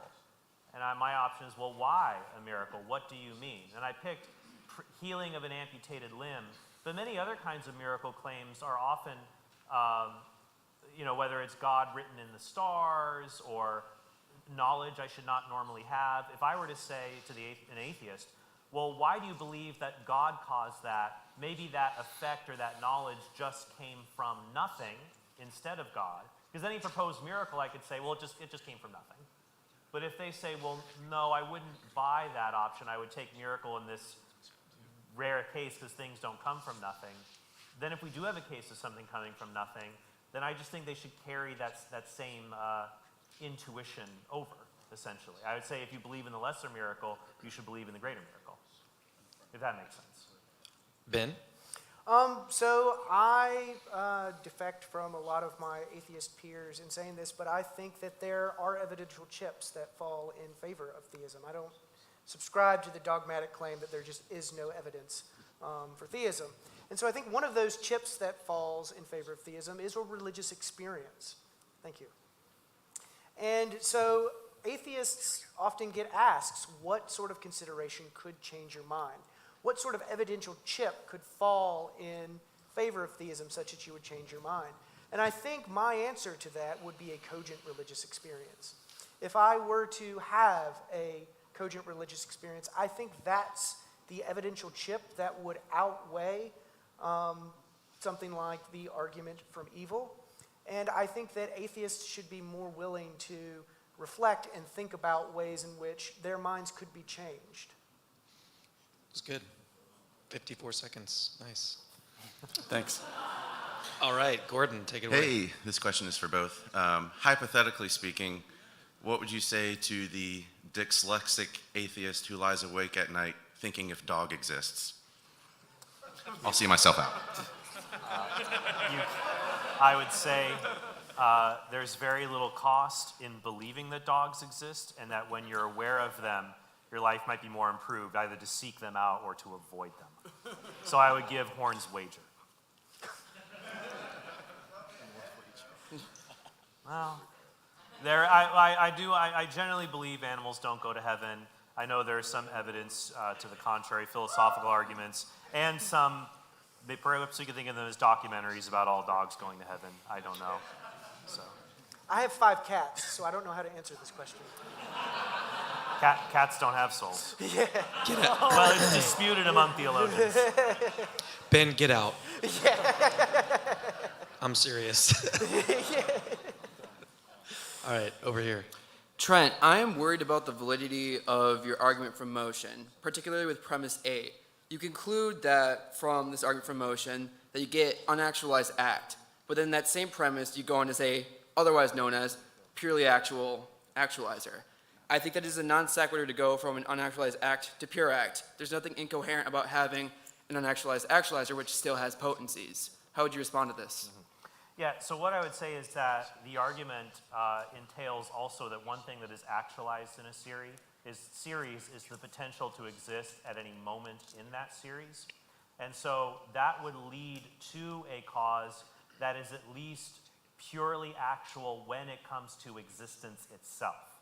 And so if it actualizes existence and everything else in the chain, if its own existence has to be actualized in any way, then it cannot explain the entire chain. It must at least be purely actual when it comes to its own existence.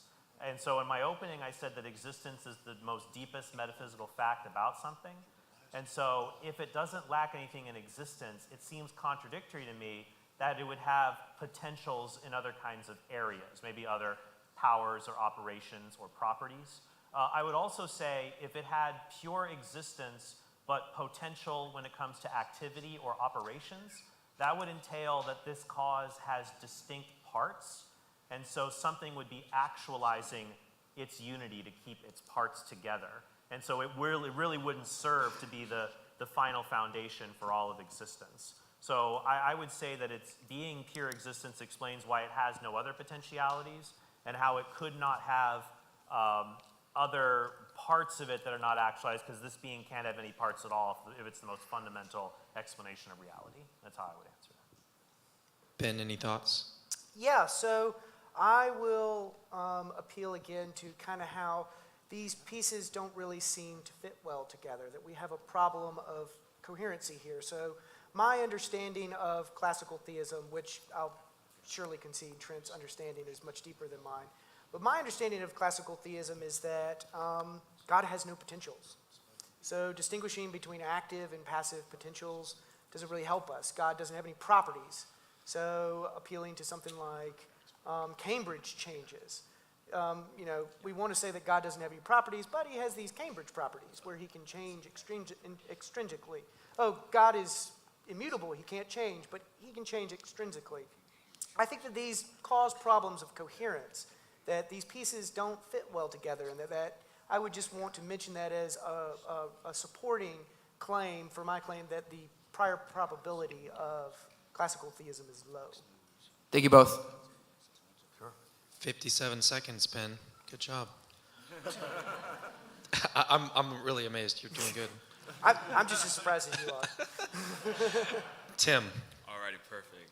All right, what's up? All right, Ben. So I would love to see or hear your answer to this.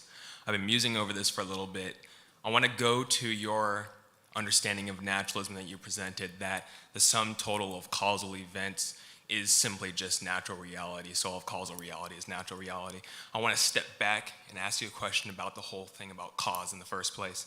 So what about that naturalistic picture actually gives you kind of an epistemic prediction or derivation to think that any natural entity, causal entity, given that we're operating under powers, would actually allow you to epistemically predict that those entities would actually have causal powers? Because it seems that on theism, there's a property or something playing a metaphysical priority here that would allow you to epistemically predict that it does have causal powers. But what about, on your view, allows us to actually have that benefit that would, I guess, put itself on par with theism, that we go, okay, yeah, these entities do have causal powers. It seems that though theism would have the leg up on that, since you look at perfection on perfect being theism and you can just derive that, oh yeah, causal powers. But I don't see how on any naturalistic foundation we'd have that unless you just add that to the hypothesis. But simplicity cost in theism, simplicity gain. What's your response to that? So I'm not sure I understand the question in what you mean by things having causal powers. So I think that one of the observations, it's a datum that we've both conceded tonight, that there is causation, that there is something like change in the world.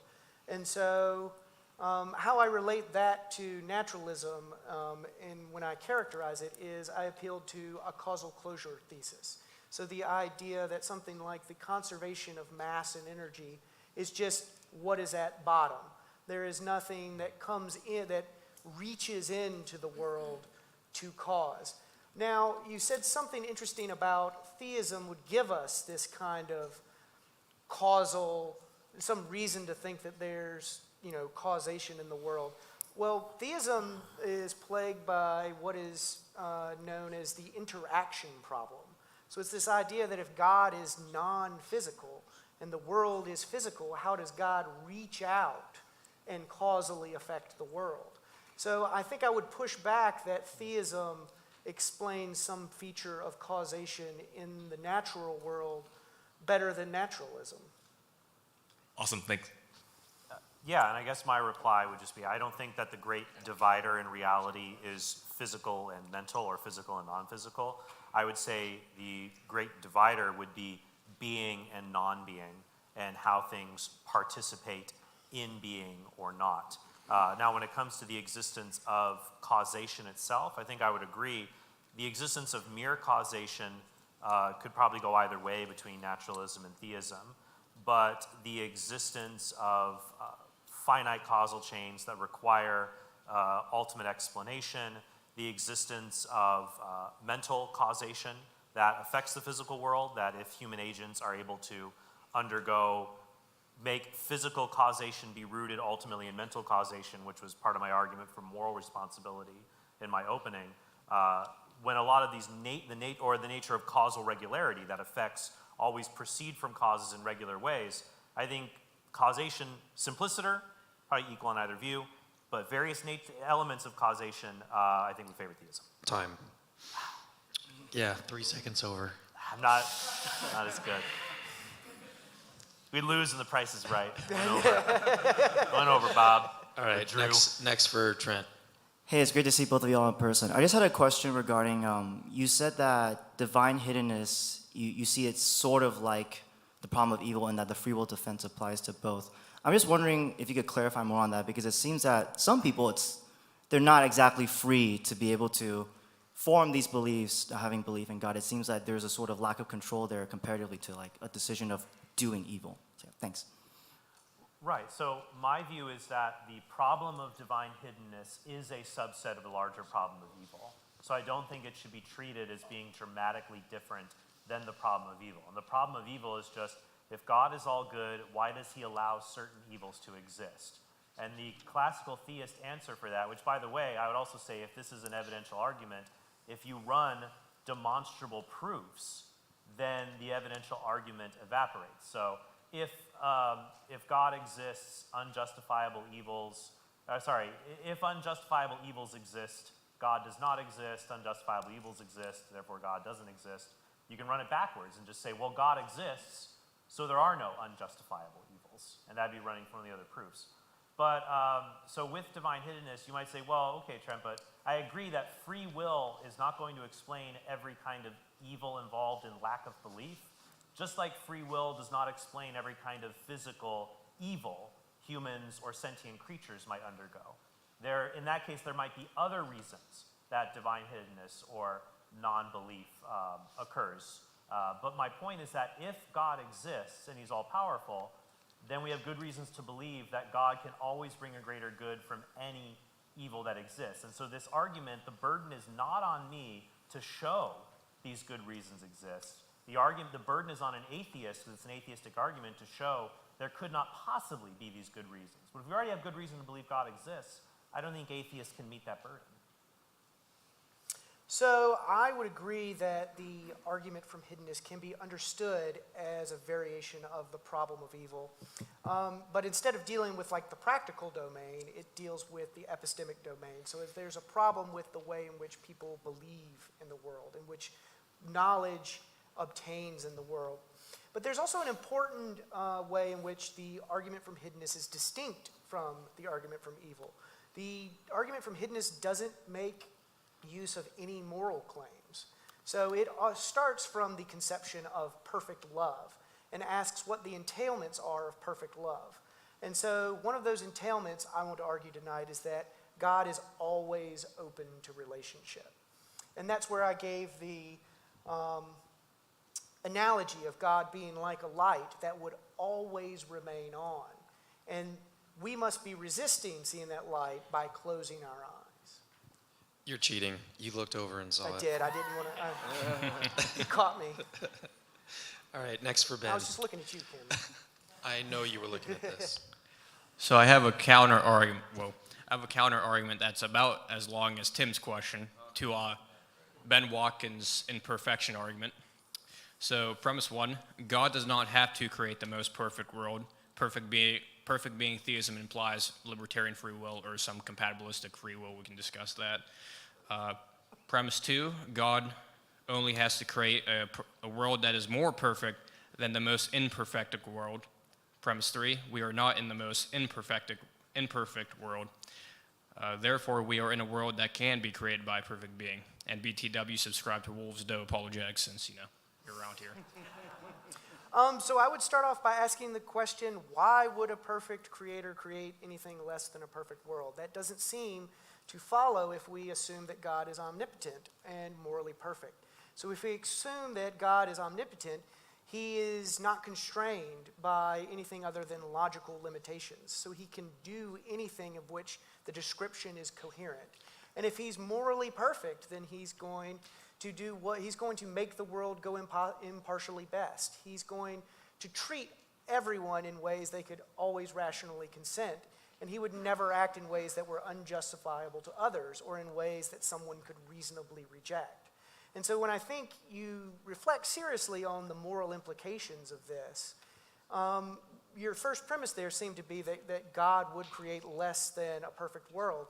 And so I would want to press on that and say, but why? It would be if such a being existed that didn't do that, it would obviously be greater than that being. And so if we're starting with the concept of God that is wholly worthy of our worship, it's going to be the greatest possible being. And it seems like your first premise just denies that God is the greatest possible being, because God could create a world in which everyone freely chooses right. Such a world could look like heaven. Am I allowed a counter, or is it? No, it's No, we're sorry. We gotta get a response from him, and then we gotta move on. Yeah, and so I think this is going to go back to the central question of what does it mean for something to be a perfect world? You brought about qualitative or quantitative things. It seemed like what I gleaned from your definition of a perfect world is just one that is free from pain, for example.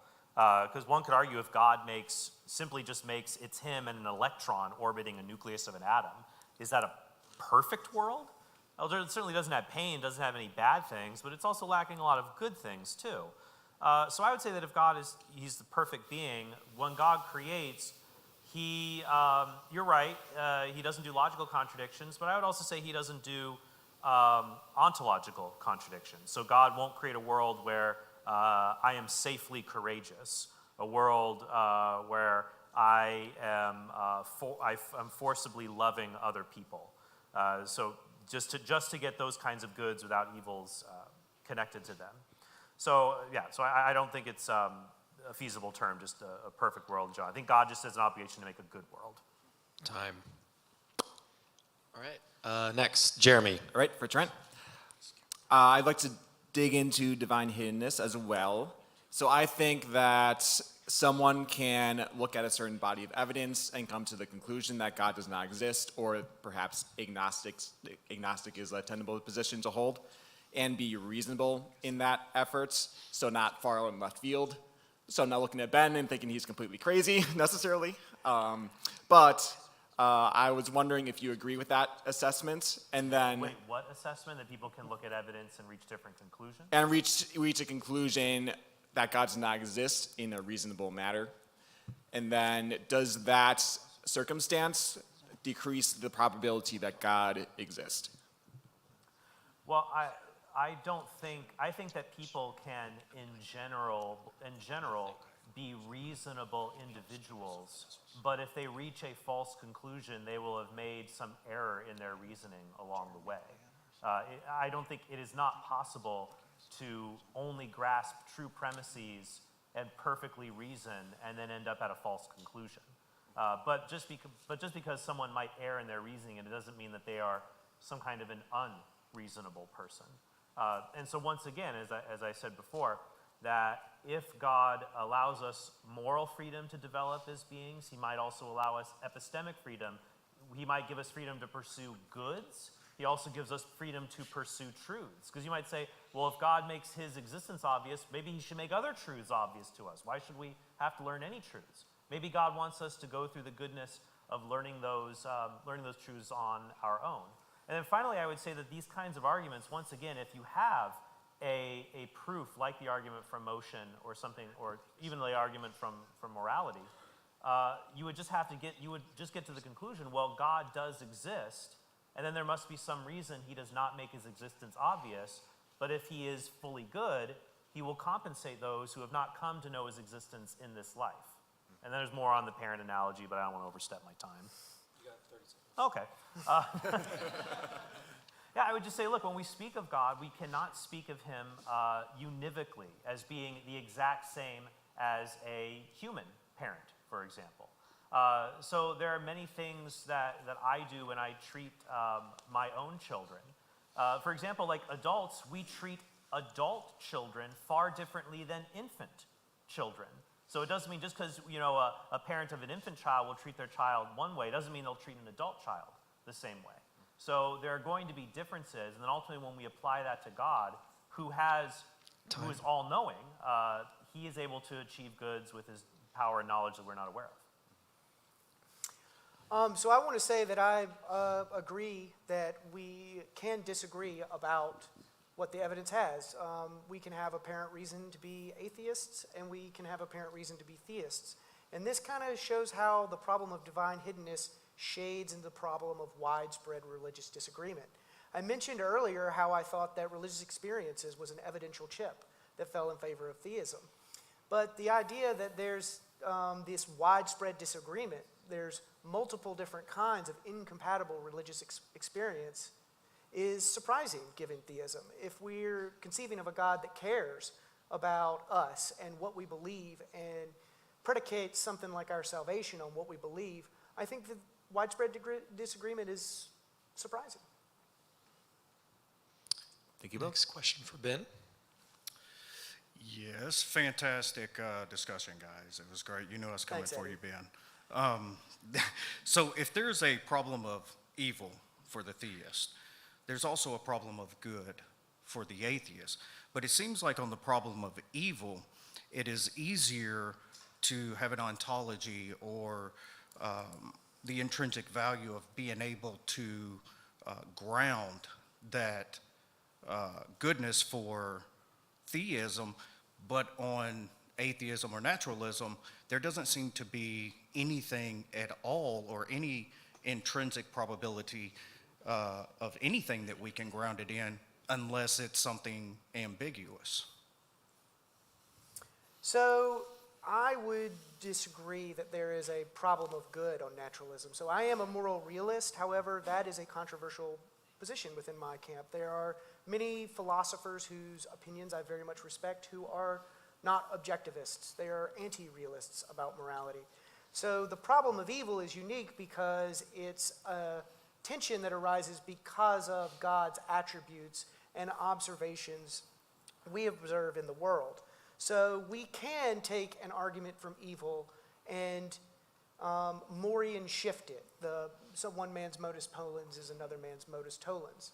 And so we can say that the argument from evil and something like a moral argument can kind of play off of each other. And so what we're trying to ask really is, what's more plausible, that there are some unjustified evils in the world, or that something like moral realism implies theism? These are, we can use the forms of these arguments to narrow it down to these two theses. And I think that the weight of evidence clearly falls on the side of there being unjustified evils, and I defended tonight a secular, robust, objectivist view of morality. So I would deny that moral realism implies something like theism. Yeah, and I would just say I disagree with its robustness, and many other atheists that I've cited don't see it that moral truths having existence beyond just scientific datum doesn't have that explanatory power. Though I would also say that just because we aren't aware of reasons for things, even in very unusual circumstances, like, well, if X is true, we'd expect Y. We don't get Y, so we don't get X. We have to look at all the factors. To give an illustration, if I go to a decrepit, abandoned house that's got moss and weeds and bugs, and I might think, wow, I look at all of this, I would expect that no person would live here. And if somebody lived here, that wouldn't make sense. But suppose I walked in and I found a piping hot cup of tea inside of this house. Even if I might think, why would anybody be here?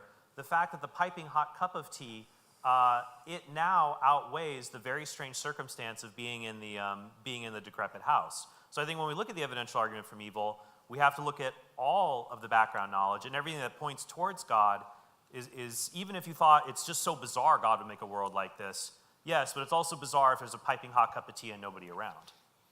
Time. I kind of lost my train of thought. So would you like some tea? I need some more. Really.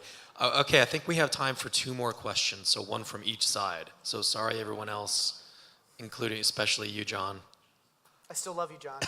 You can talk to them at any point, literally. That's my question. What? What? Who created God? Is that your question? That was my question. John, sit down. I think that means I win the debate now, right? I'm pretty sure. That's what that means. All right, so last question for Trent. Hello, Trent. Howdy. So my question has to do specifically with, so obviously you presented like a deductive argument for God. So my question just has broadly to do with like deductive arguments in general.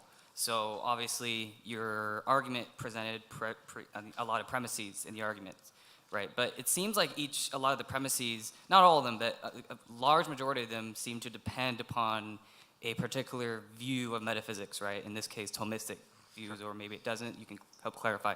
But my point is that you have to assume that particular metaphysics, right? So you have to actually show why we should prefer that view of metaphysics over some alternative naturalistic view. And so my question, just more broadly, is shouldn't we be comparing Thomism with like naturalism and like saying, okay, shouldn't we look at the theoretical virtues of the views rather than just presenting deductive arguments? Well, okay, so the question is then if I, is my case being less probable because I have a very specific kind of explanation of the world based on the thought of Thomas Aquinas, the argument from change, versus just naturalism? I think, though, that either view will succumb to this problem because everyone has to answer these questions. The naturalist has to explain change as well.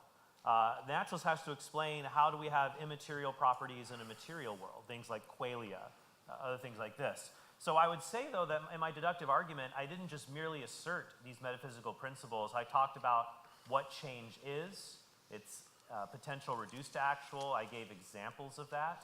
And I don't think that anyone who denies that metaphysic, they might describe change in a different way, but they won't explain it in a different way. Now, I agree that you can define the terms more, but with any deductive argument, when you are pressed, like, does it mean, like in the Kalam argument that William and Craig makes, whoever begins to exist as a cause.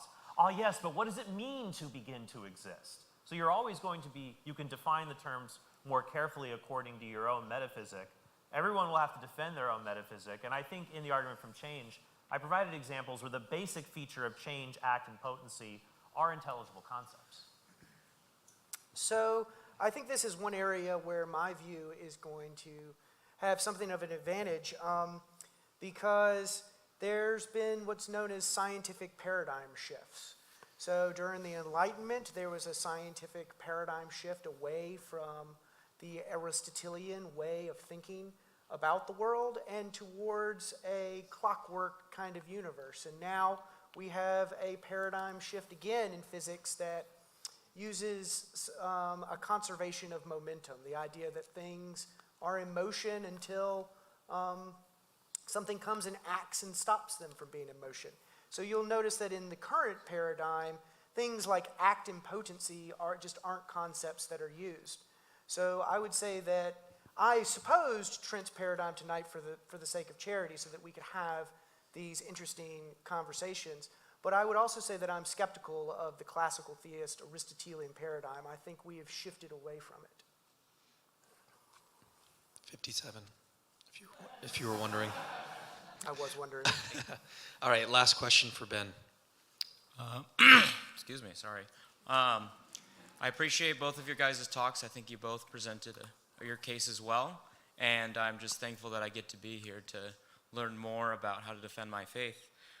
So, Ben, my question for you, you stated earlier in the discussion that naturalism entails indifference to sentient life, yet later when you lay out your moral framework, I know there's not enough time to lay out your entire moral framework, but under naturalism, why does personhood or persons matter? Like, what is the underlying, I guess, so in the, theistic camp, maybe more of the Abrahamic faith, we have the idea of the Imago Dei, as you know, where people are endowed with certain, like Trent mentions, like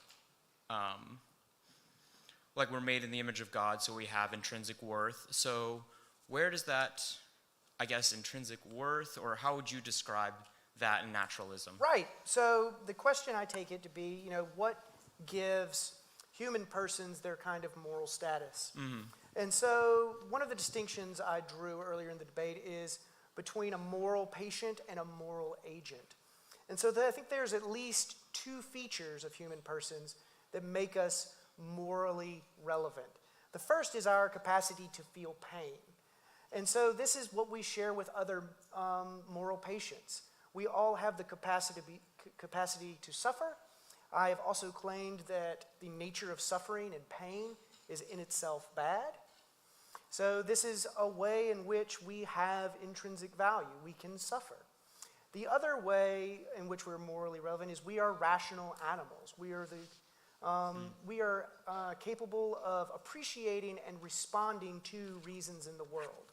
Just like cheetahs were selected for speed and giraffes were selected long necks, we were selected for our abilities to respond to reasons in the world.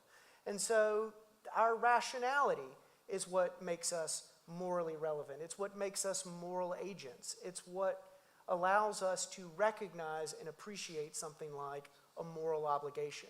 So I think that this challenge can be met by just appealing to one, the capacity to have conscious experiences such as suffering, and our rationality, the ability to appreciate and respond to reasons and understand duties and what we owe to each other. And my reply is I don't believe this coherently solves the problem. On the one hand, we're told under naturalism, the universe is indifferent to sentient life. Yet there are also these necessary moral truths that say we ought to care about sentient life in every possible world, which seems like a contradiction to me. We're also told, well, human beings have intrinsic value because they can suffer, but any sentient being can suffer. That doesn't explain why humans' their unique suffering matters more than other creatures. And then it doesn't explain how, for example, let's take an infant, a human infant. It is not a moral agent, it is a moral patient, the same way a dolphin, a pig, or a pigeon might be. And yet we would recognize it as a moral patient that has unique rights, and I would say not merely by a prudential, conventional judgment, but in virtue of its nature. And I would say I don't see what can explain biological human nature having value apart from some source of value creating it. All right, let's move into closing statements. Sound great. good? Why don't we just do it from the chairs? Sounds good. In Catholicism, we call that ex cathedra. Can we? I'd rather use the podium. You want to use the podium? I'd rather use the podium. Why? You feeling fancy? Oh, no. Yeah, Okay. and I'm going to read. That means mine's infallible. All right, let me move this thing back.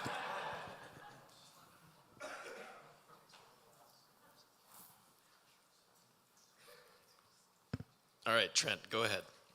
5 minutes. Why are you going to use the podium? I want to create symmetry, I guess. All right.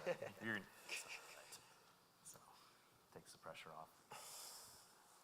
Right, so I left my phone. I don't have a good internal chronometer like Ben has. I'll say, well, just to recap, think of the cases that we both presented tonight. I presented two cosmological arguments that show the universe has a transcendent cause to its existence, and that this cause has divine attributes, and also a moral argument that shows that whatever this ultimate cause is, it would also be a perfect standard of goodness that explains moral facts that naturalism cannot explain. So when we look at Ben's arguments, we could say, well, did he show that God does not exist? I would say no, he did not. He tried to show contradictions in the case for classical theism. You could just be a regular old theist if you want. Or I showed those contradictions don't obtain because Ben is using ambiguous terms to create contradictions that don't really exist there. So I think his logical case for there not being a God doesn't work. I also don't think his evidential case for God not existing did not work. He tried to point out various kinds of evils that exist, non-belief, suffering, things like that. But I showed that he did not meet the burden of showing that the God who created the universe, which I believe my arguments did show tonight, is incapable of having reasons to justify that. Rather, I would say Ben's naturalism simply cannot explain the things that my case was able to put forward tonight. Now, as to his objections to my arguments, he alleged they committed various fallacies, like a quantifier shift fallacy or a gap problem. I think I showed they did not do that. And even if you are not convinced that they describe every single attribute of God, I think if you are a naturalist who does not have a circular definition of naturalism, but you hold that naturalism just means the physical always precedes the mental, and there is no ultimate mental foundation of reality, if all my arguments essentially show there is at least an immaterial cause of reality, something that is not physical, then that's going to put your naturalism on life support. And I think the other arguments will pull the plug on it. So I not to be grim about it. They're hypotheses. We can abuse positions, not people. I always believe this. You should always, some people tell me, Trent, shouldn't you respect everybody's opinion? I say, no, some opinions are stupid, or they're evil. But you should always respect people, because people have intrinsic worth and value, even if they haven't developed the capacity to have opinions yet. So that's why I think I was happy with this debate, that we can show no matter what, we should go out. You don't have to respect people's opinions. You might think they're wrong and they need to be refuted. But you can always respect the person who has that opinion and dialogue with them. And I hope that at the very least this debate will encourage people to continue this dialogue. I mean, when I do debates on the existence of God, I don't expect that we will end the question. My goal is to begin the question for many people who might be watching this for the first time, and I believe is the most important question that we can ask as human beings. Why am I here? What ought I to do? And what is my ultimate end? And I think the case I presented tonight shows that we are created by a perfect God who is unlimited, and that ultimately Revelation shows us this God loves us and desires eternal life with us. So thank you all so much, and I hope you have a good evening.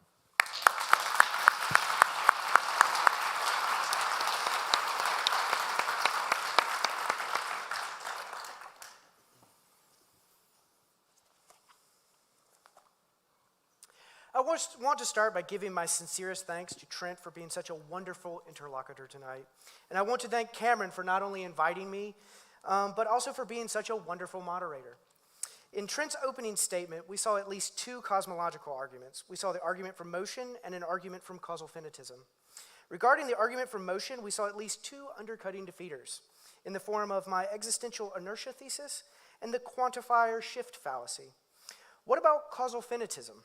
We saw that even if we concede the universe is finite, this fact is not sufficient to get us to classical theism. We saw how the doctrine of creation ex nihilo is incompatible with immutability and timelessness. We also saw how a necessary cause of the universe would modally collapse the distinction between necessity and contingency in the universe, implying modal fatalism. We also saw how the gap problem, the physical dependence of minds, divine hiddenness, and facts about evil are rebutting defeaters for inferring a perfect and personal cause of the universe.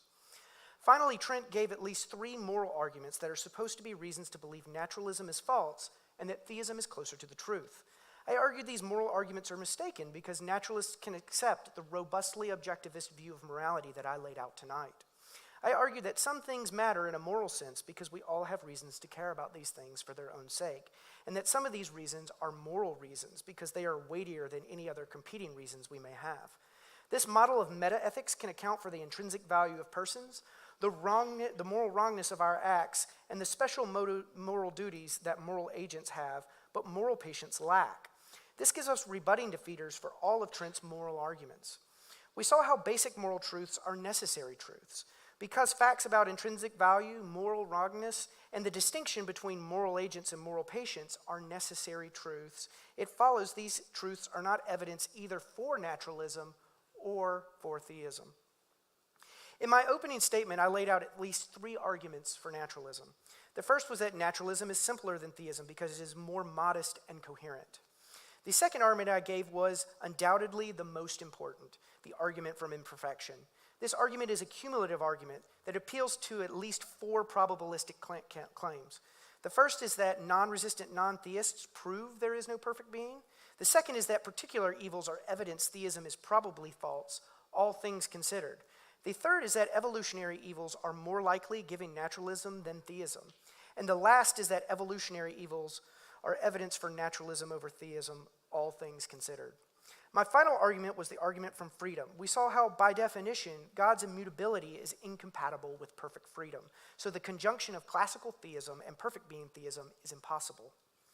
Trent also appealed to the privation theory of evil as a rebutting defeater for my arguments from evil and imperfection. We saw this view is mistaken for at least 4 reasons. The first was that this move doesn't actually solve the problem of evil because there is still a problem of the missing good. Second, we saw how Hume's is-ought distinction undermines the claim that goodness and being are identical. Third, we saw how identifying goodness with being implies morality is trivial. Finally, we saw how this just isn't a plausible view of evil because it cannot account for paradigmatic examples of evil like pain and depression. Taken together, I think we have much more reason to prefer my robustly objectivist meta-ethics to the privation theory of evil. My main contention tonight is that something like metaphysical naturalism is much closer to the truth than Trent's classical theism. To use the metaphor from earlier, naturalism wins the evidential race. This conclusion will have some unwelcome implications for many people. For starters, it implies there's no life after death, no eternal salvation, and no perfect being to have a meaningful relationship with. I recognize that these implications may seem unacceptable to many in the crowd tonight and watching at home.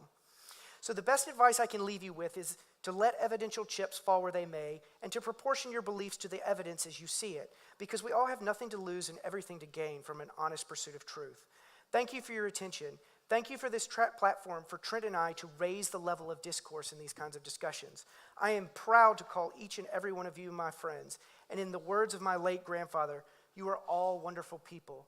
Please be safe, and cheers.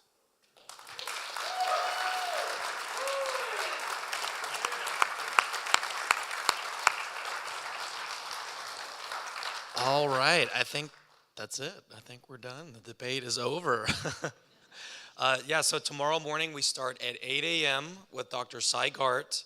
He's presenting evidence for God from biology, and I'm really excited about that. I think you guys are too. It's time for me to rest my voice and get some sleep, and you guys need to get some sleep too, so we can be back and ready to go, because it's going to be amazing. It's going to be a long day. It's going to be awesome. But thank you guys for coming out. Thanks again to our debaters. Awesome. Awesome. Yeah. So good. And we'll see you guys tomorrow.